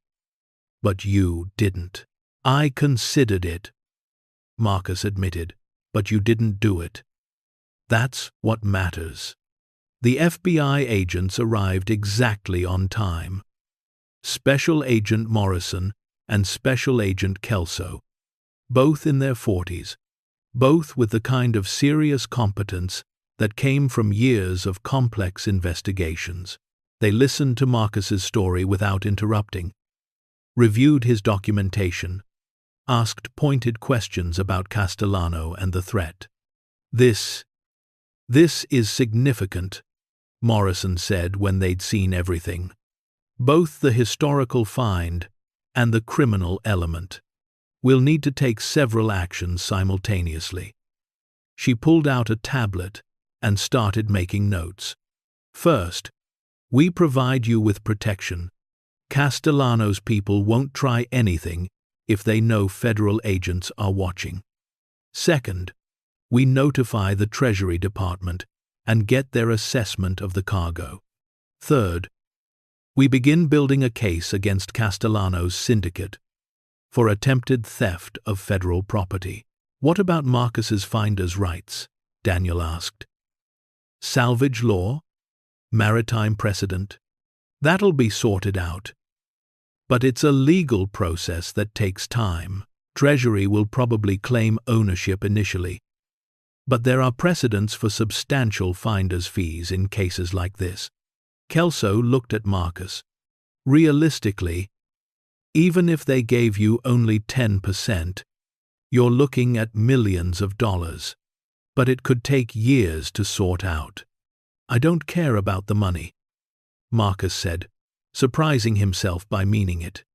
I mean, I do, obviously, but that's not why I kept diving. I just wanted to understand what was down there. Wanted to see something that nobody had seen in 81 years. Wanted to feel like I was doing something that mattered. Morrison's expression softened slightly. It does matter, Mr. Webb. What you've found is historically significant beyond its monetary value. These documents, if they're authentic, could fill gaps in our understanding of World War II emergency preparedness. And the gold itself confirms programs that have only been rumored about in declassified materials. So what happens now? Sarah asked. Now we conduct an official federal salvage operation. Tomorrow, if possible, We bring up samples from each vault car, establish provenance, document everything properly. And most importantly, we do it publicly enough that Castellano's people know they've lost their window. Marcus felt a mixture of relief and loss. Relief that professionals were handling it, that the burden wasn't solely his anymore. But loss, too, because his private discovery was about to become a public spectacle. "One more thing," Morrison said. "The fourth vault car, the one with executive authority markings, we'll need to open that one carefully. It could contain classified materials that are still sensitive. We may need to do that under controlled conditions with proper security clearances. But I get to be there?" Marcus asked. "I found it. I should be there when it's opened." Morrison and Kelso exchanged looks. Finally, Morrison nodded. "We'll see what we can arrange. No promises, but you've earned some consideration." They spent the next 2 hours going over logistics, security protocols, and legal details. By the time the agents left, Marcus was exhausted and overwhelmed. But there was also a strange sense of relief.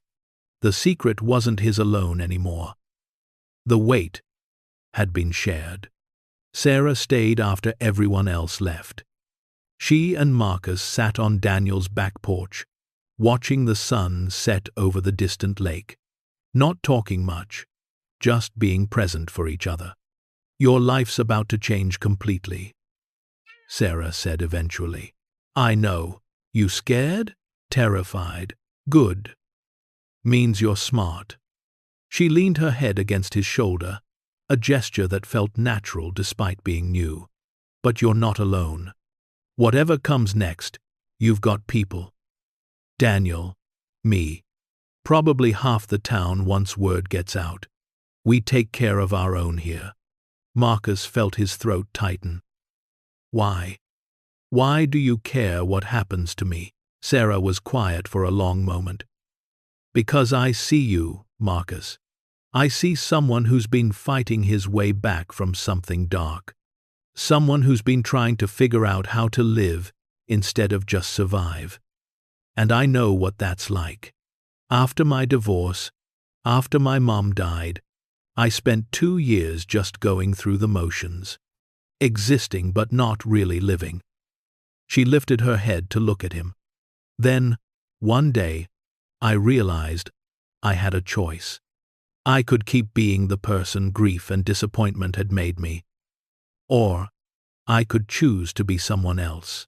Someone who tried, who engaged, who opened up again, even if it meant risking more hurt." "Which did you choose?" "Both.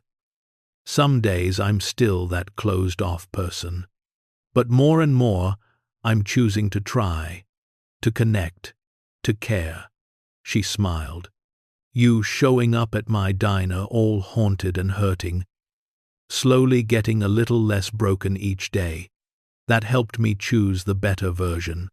So yeah, I care what happens to you, because we're both trying to be more than our wounds." Marcus turned to her, really looked at her, and saw clearly what he'd been too damaged to see before. Someone brave, someone kind, someone choosing to engage with life despite every reason not to. Someone like him, fighting the same fight. He kissed her. Gentle, tentative, a question more than a statement.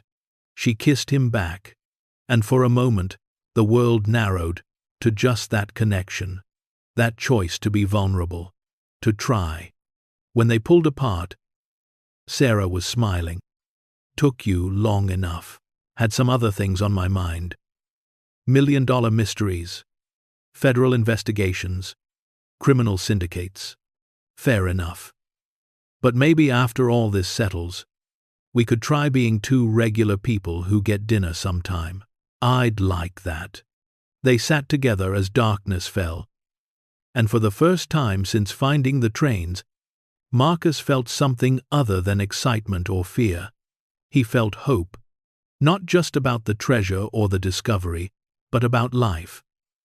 About the possibility that his story didn't end with an IED on a dusty road. That there were still chapters to write. Still connections to make. Still reasons to choose living over merely surviving. The gold at the bottom of Lake Meridian had given him purpose. But Sarah and Daniel, and the community slowly embracing him, had given him something more valuable. A reason to surface. To rejoin the world. To be part of something bigger than his own pain. Tomorrow the federal operation would begin. Tomorrow his discovery would become public. Tomorrow everything would change. But tonight, sitting on a porch with a woman who saw past his scars to the person underneath, Marcus Webb felt like maybe, just maybe, he'd already found the real treasure, and it had nothing to do with gold. The federal operation began at dawn on a Tuesday that would change everything. Marcus stood on the deck of a Coast Guard vessel, surrounded by more authority than he'd seen since his military days. FBI agents, Treasury Department officials, marine archaeologists, Navy divers, even a representative from the National Archives. The small town of Meridian had never witnessed anything like it. News helicopters circled overhead like mechanical vultures. Reporters lined the shore with telephoto lenses. The quiet lake that had kept its secrets for 81 years was about to give them up under the brightest spotlight imaginable. Special Agent Morrison approached Marcus, who was suiting up for what would be his most significant dive. "You ready for this?" "Not even a little bit," Marcus admitted, checking his regulator for the third time. "But let's do it anyway. We'll have 2 Navy divers with you for safety and documentation. Treasury official watching from the surface via your camera feed. Everything gets recorded. Everything gets logged. This is about as official as it gets." Marcus nodded, throat tight. He looked toward shore and found Sarah standing at the public dock, even though civilians had been asked to keep clear. She waved, and he waved back. Daniel stood next to her, binoculars in hand, living his dream of finally seeing his life's work vindicated. The descent felt different with witnesses.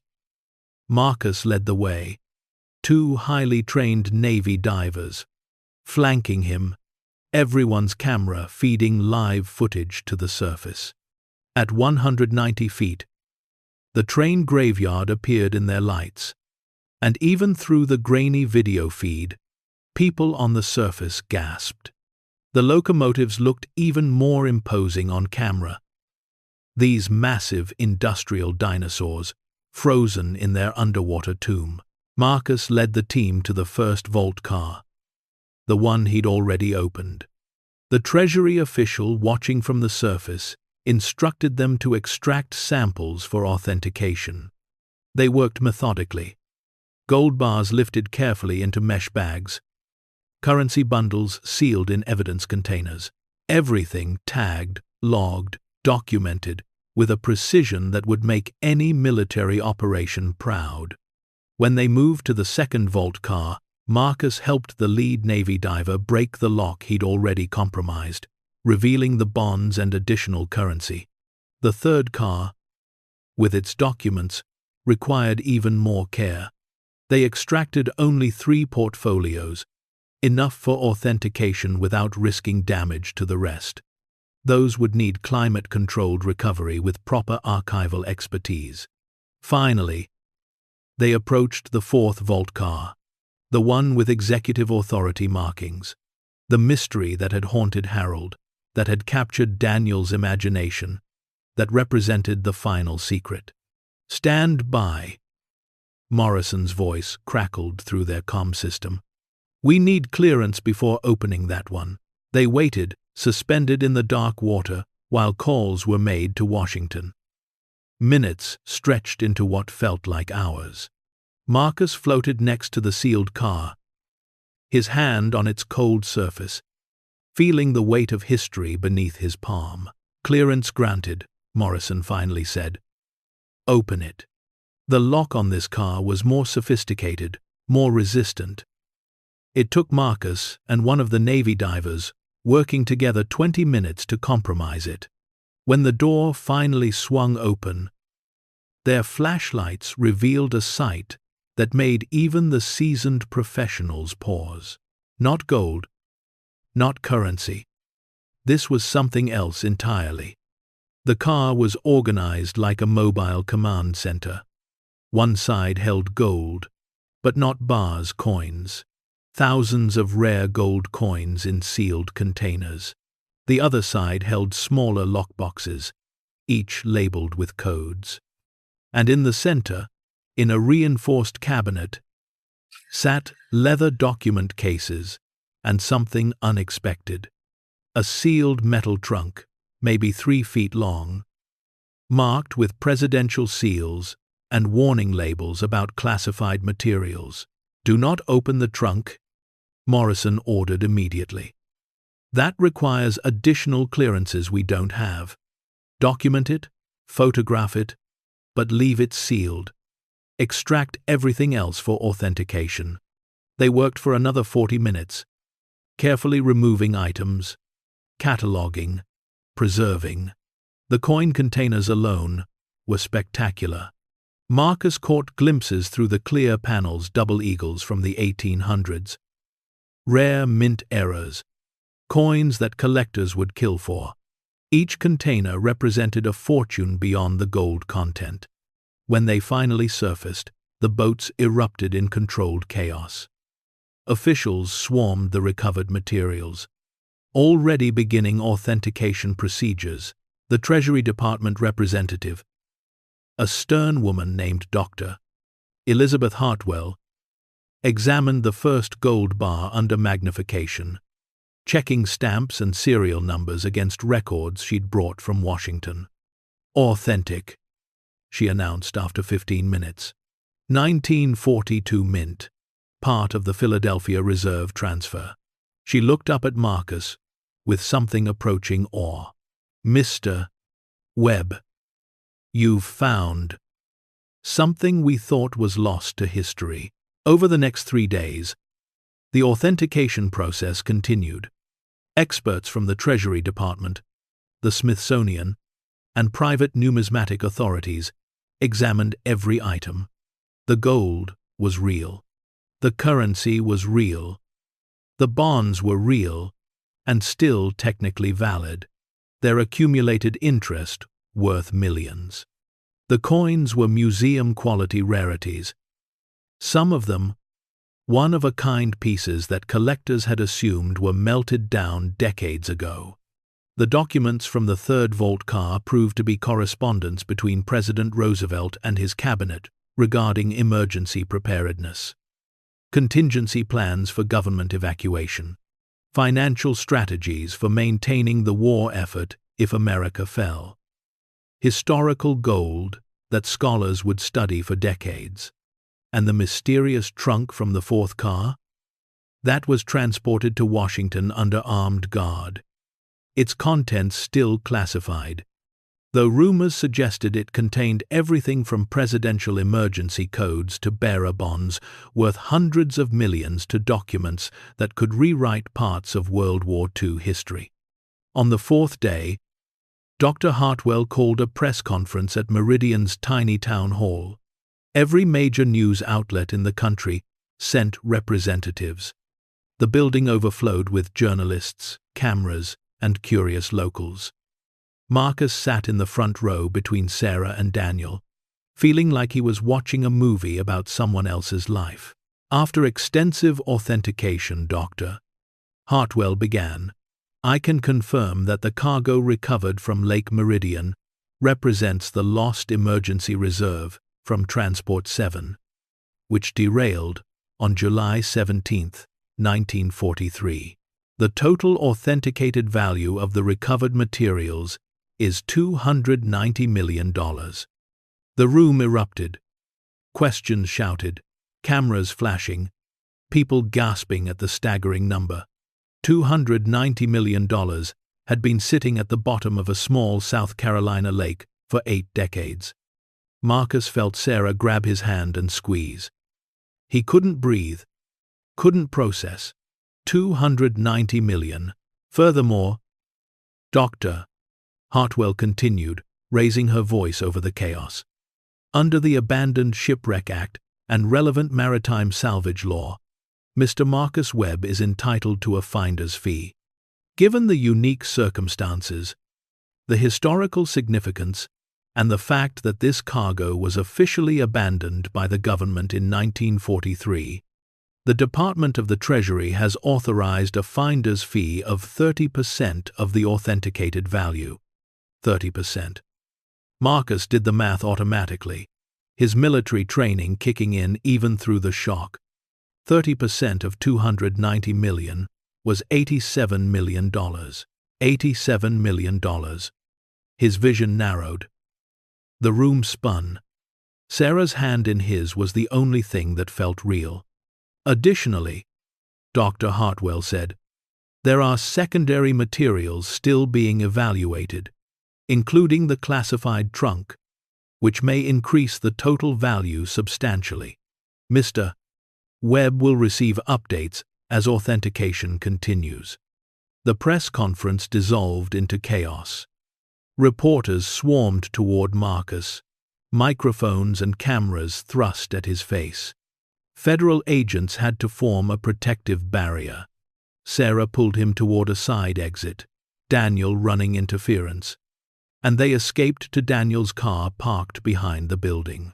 Drive, Sarah said, sliding into the back seat with Marcus. Anywhere, just go. Daniel pulled out of the lot, leaving the media circus behind. They drove in silence for 10 minutes, heading into the hills above town, until Daniel pulled into a scenic overlook that looked down on Lake Meridian stretched out below. $87 million, Marcus finally whispered. $87 million, Daniel repeated, voice filled with wonder. What am I supposed to do with $87 million? Sarah turned to face him. Anything you want, everything you want, whatever feels right. Marcus stared down at the lake, thinking about the journey that had led here, the sleepless nights, the nightmares, the pills lined up on his bathroom counter, the moment he'd decided to buy Harold's dive equipment. Every choice that had brought him to this impossible moment. I can't keep it all, he said suddenly. That's not right. Marcus, Daniel started. No, listen. This town, it saved me. This lake saved me. The people here gave me space to heal, gave me purpose, gave me reasons to keep going. And there are others like me. Veterans coming home broken, not knowing how to live in a world that doesn't make sense anymore. What if? He turned to them, the idea forming even as he spoke. What if we use the money to actually help people? Sarah's eyes filled with tears. What do you mean? I mean, I take enough to be comfortable, to never worry about bills again. Maybe 10 million. That's more than I could spend in 5 lifetimes. The rest? We create something. A foundation. A veteran support center. Fund scholarships. Economic development. Preserve the history. Turn this discovery into something that matters for more than just me.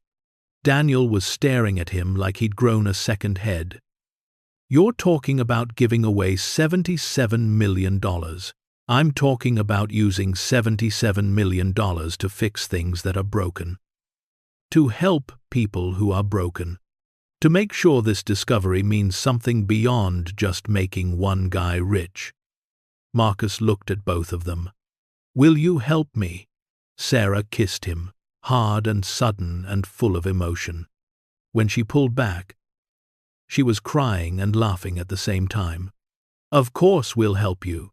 You beautiful, stupid, generous man. This is insane, Daniel said. But he was smiling.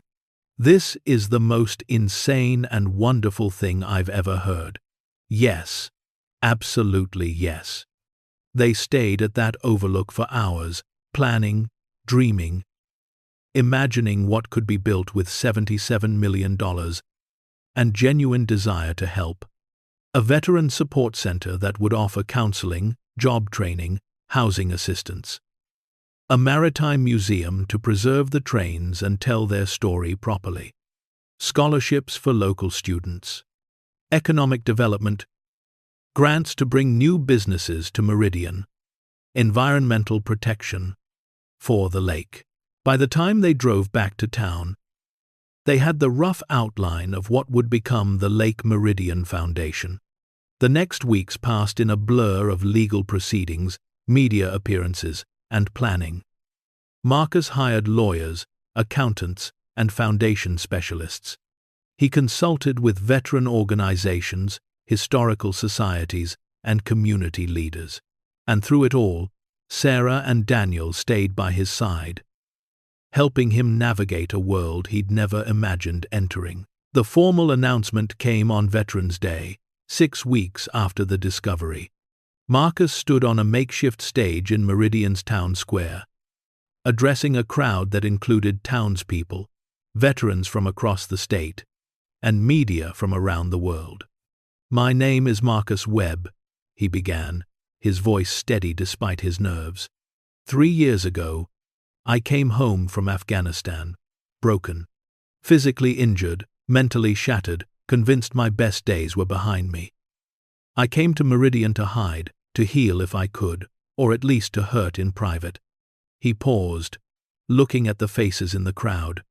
Some he knew, most he didn't. All of them were listening intently. What I found in this town wasn't just a place to hide. I found a community that gave me space without abandoning me. I found purpose in exploring the lake. And I found treasure, but not the kind everyone's been talking about on the news. He gestured to Sarah and Daniel, standing beside the stage. The real treasure was discovering that broken doesn't mean finished. That you can come back from darkness if you find the right reasons. That purpose and connection and hope are worth more than any amount of gold. Now he pulled out his speech, the one he'd written and rewritten a dozen times. The gold at the bottom of Lake Meridian is worth $290 million. My finder's fee is $87 million. That's life-changing money. But it's also responsibility.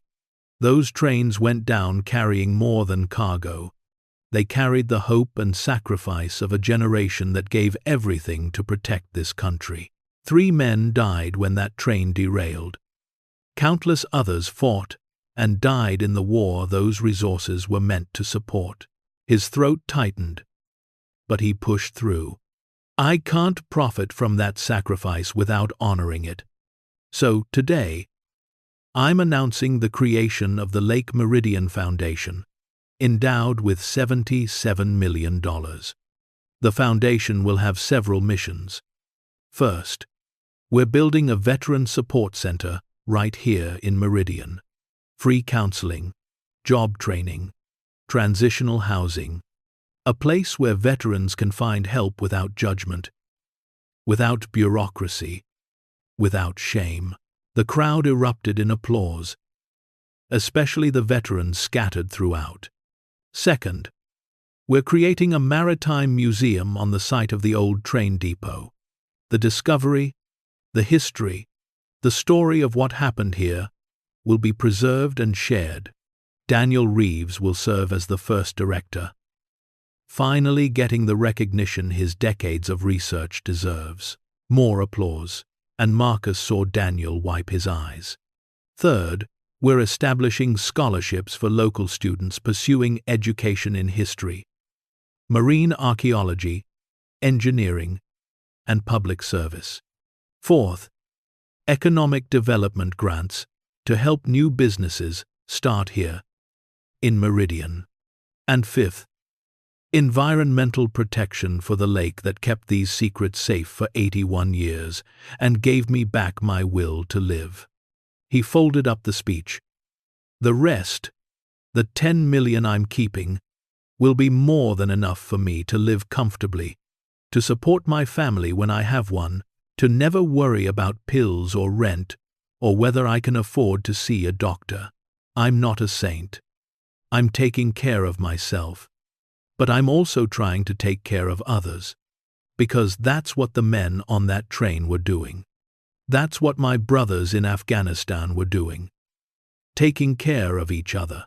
Sacrificing for something bigger.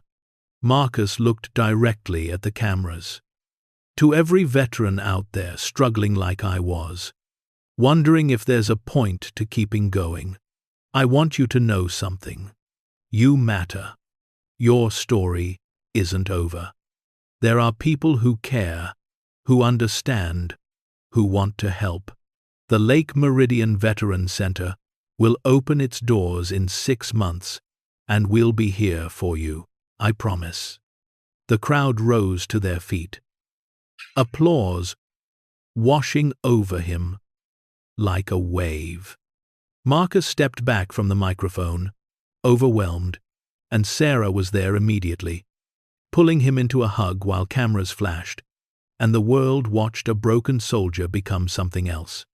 A healer, a giver, a man who'd found his way back to the light and was determined to help others find it too. Construction on the Veteran Center began in January.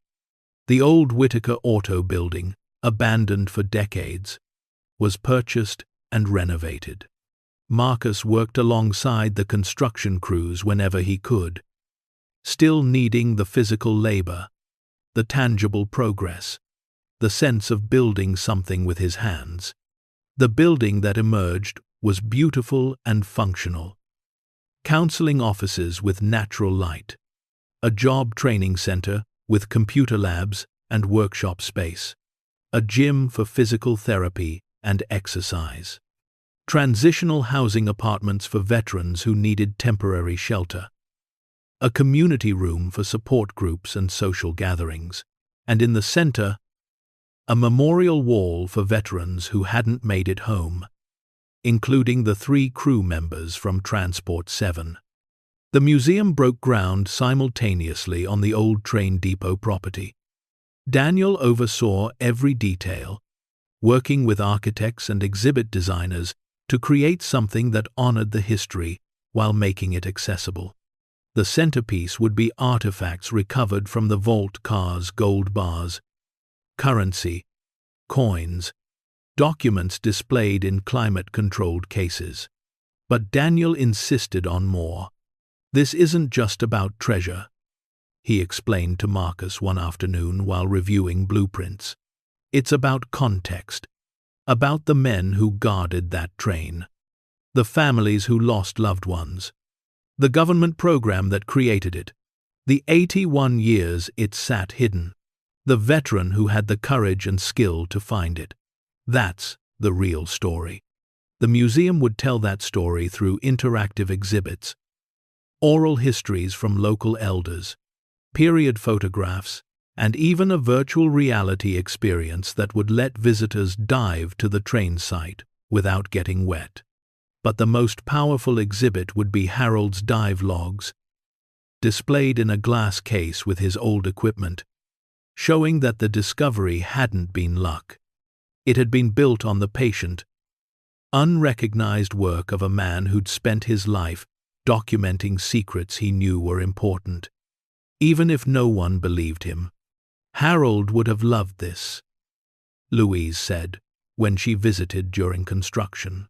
She donated his equipment and logs to the museum, wanting his legacy preserved. He always said someday the lake would give up its secrets. He just didn't know it would be because of someone like you. As spring turned to summer, Meridian transformed. The Veterans Center opened in May to overwhelming demand. Within the first month, over 200 veterans from across the state had accessed services. Counseling sessions filled up weeks in advance. The Job Training Center helped 17 veterans find employment in the first 2 months alone. The transitional housing never had a vacancy. Marcus spent 3 days a week at the center, not as director but as peer counselor. He sat in on support groups, shared his own story, helped other veterans navigate the darkness he knew so well. It was hard work, emotionally exhausting, but also deeply fulfilling.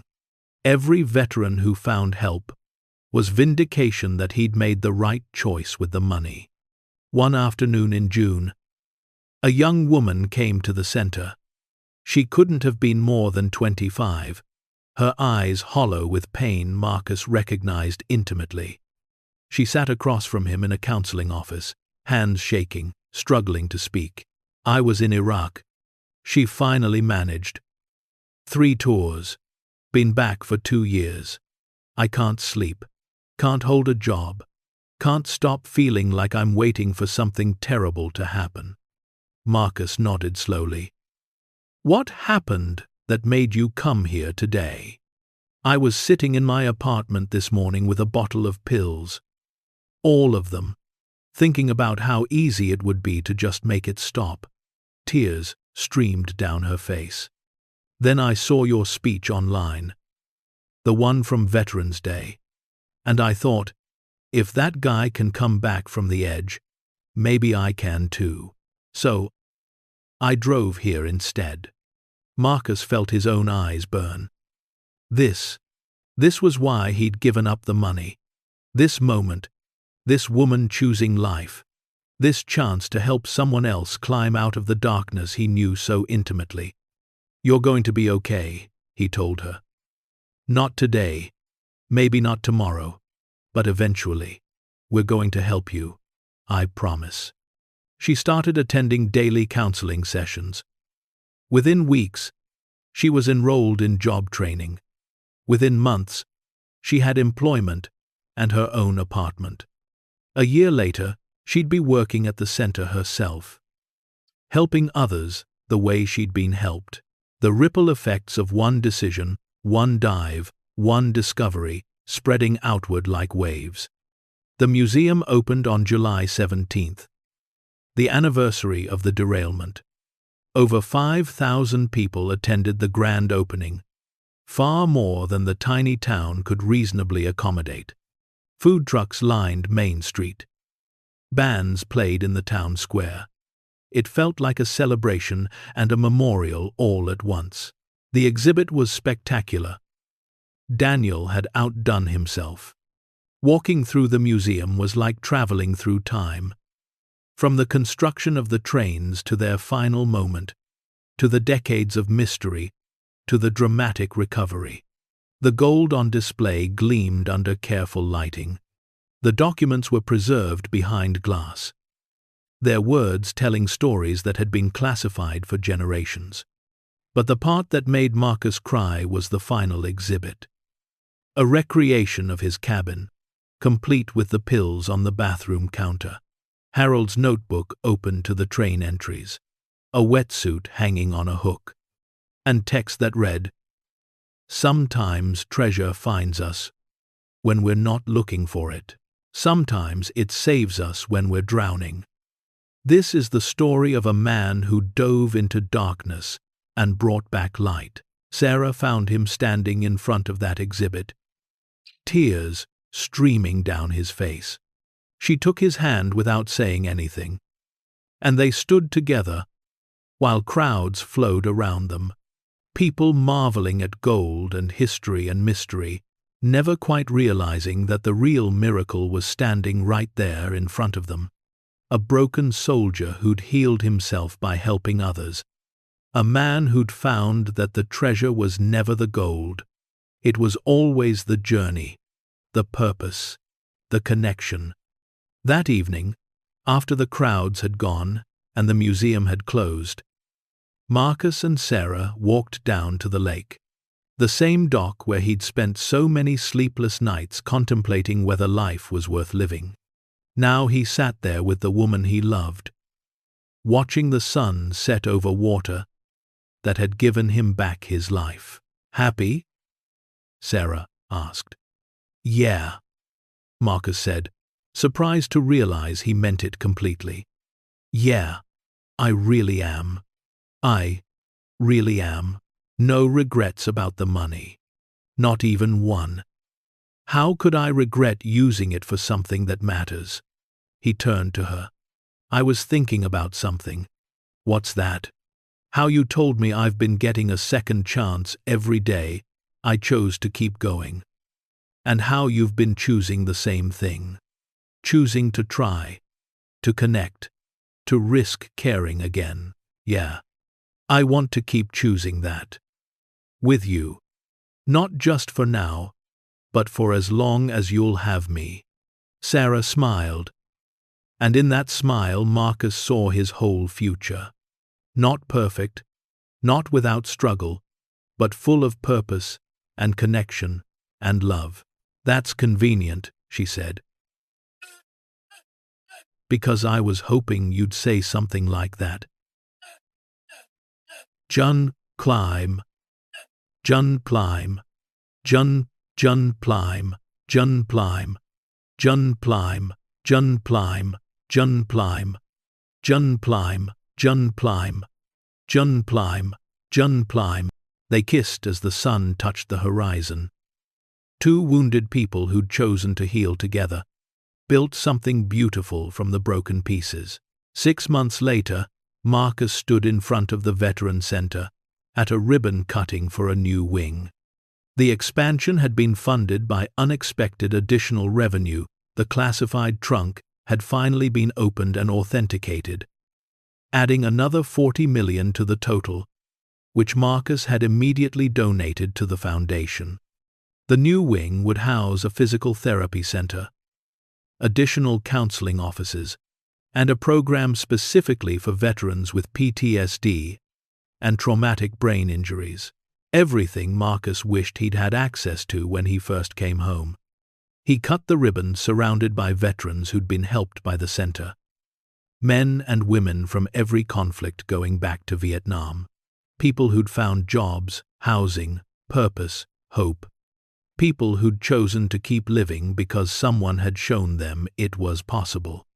That night, at a quiet dinner at Betty's Diner, which had been renovated and expanded thanks to a foundation grant, Marcus sat with Sarah, Daniel, and several other friends he'd made over the past year. People who'd become family. A community that had embraced him when he was broken and celebrated him when he healed. I got a call today, Daniel said between bites of the new chef's actually good meatloaf. The Smithsonian wants to do a traveling exhibit about the trains. They're calling it Secrets from the Deep. The Lake Meridian Discovery. Man 76. Man 77. The Acom, that's amazing, Sarah said. And they want to film a documentary.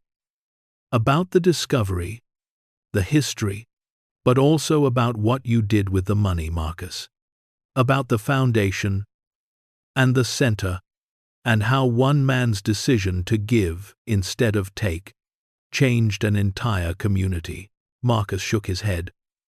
I don't need to be in a documentary. Maybe not, Daniel replied.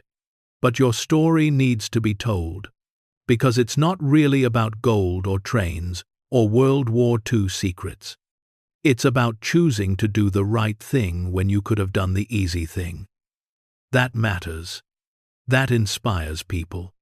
Marcus looked around the table at these people who'd become his anchor. Sarah, who'd seen him at his worst and loved him anyway. Daniel, who'd given him context and purpose. The veterans from the center who'd become friends. The townspeople who'd welcomed a broken stranger and given him space to heal. This was the treasure, not buried at the bottom of a lake but built through connection, service, sacrifice. Not found but created, day by day, choice by choice, person by person. Okay, he said finally. I'll do the documentary. But only if we make sure the focus is on the veterans the center has helped, on the community, on everyone who turned this discovery into something meaningful. Deal, Daniel said, raising his glass. To Marcus Webb, who dove into darkness and brought back light for all of us. They toasted, and Marcus felt a peace he'd never thought possible settle into his bones. The nightmares still came occasionally. The legs still ached. The tinnitus still rang. But those things no longer defined him. They were just parts of his story, not the whole narrative. He was Marcus Webb, veteran, diver, discoverer, healer, giver, builder, partner, friend, and for the first time since the blast, he knew exactly who he was and what his life meant. 3 years later, on the anniversary of his first dive to the trains, Marcus stood at the edge of the lake with Sarah, who was now his wife. In his arms, their 6-month-old daughter slept peacefully, wrapped in a blanket embroidered with tiny locomotives. "Think she'll be a diver?" Sarah asked, stroking the baby's soft hair. "Maybe. Or a historian like Daniel. Or a chef like her mom. Or something we can't even imagine yet." Marcus kissed his daughter's forehead. "Whatever she wants to be, she'll know she can do it. Because her father was a broken soldier who decided that broken didn't mean finished." They stood together watching the water, the lake that had saved Marcus's life, that had hidden secrets for 81 years before revealing them to exactly the right person at exactly the right moment. The Veteran Center had helped over 2,000 veterans in 3 years. The museum attracted 50,000 visitors annually, bringing tourism dollars that revitalized Meridian's economy. The scholarships had sent 47 local students to college. The economic grants had helped 32 new businesses open. And Marcus had learned that treasure wasn't something you found. It was something you built with your choices, your relationships, your willingness to turn pain into purpose and darkness into light. He thought about the day he'd bought Harold's dive equipment for $200, about the first time he'd descended to the trains, about opening that vault car and seeing gold gleam in his flashlight, about every choice that had led from that moment to this one, standing on a dock with his wife and child, whole in ways he'd never thought possible. The gold had changed his circumstances, but the journey, the people, the purpose that had changed his soul. And in the end, that was the only treasure that truly mattered. Anyone can find gold if they're brave enough to dive into the darkness. But the real treasure is finding the courage to surface again, to share what you've discovered, to use your pain to help heal others. Because Marcus Webb, the injured veteran who explored a sunken train graveyard, didn't just discover $290 million. He discovered that the most valuable thing in the world is a life spent in service of something bigger than yourself. As the sun set over Lake Meridian, painting the water in shades of gold that no vault could contain, Marcus Webb held his family close and smiled. The broken soldier had finally come home. Not to the person he was before, but to someone better, someone who'd learned that treasure isn't measured in bars of gold, but in lives touched, communities healed, and hope restored. And somewhere deep below the surface, the trains rested peacefully, their secrets finally told, their purpose finally fulfilled, guarding not gold anymore, but something far more precious. The memory of a man who'd found them when he was drowning and used them to learn how to breathe again. The end. Up next, 2 more powerful stories of courage, redemption, and discovering that the greatest treasures are the ones we build together. Click to dive deeper with us. And don't forget to hit subscribe if you believe that broken things can still shine, that second chances are real, and that sometimes the treasure we're searching for is the strength to keep searching at all.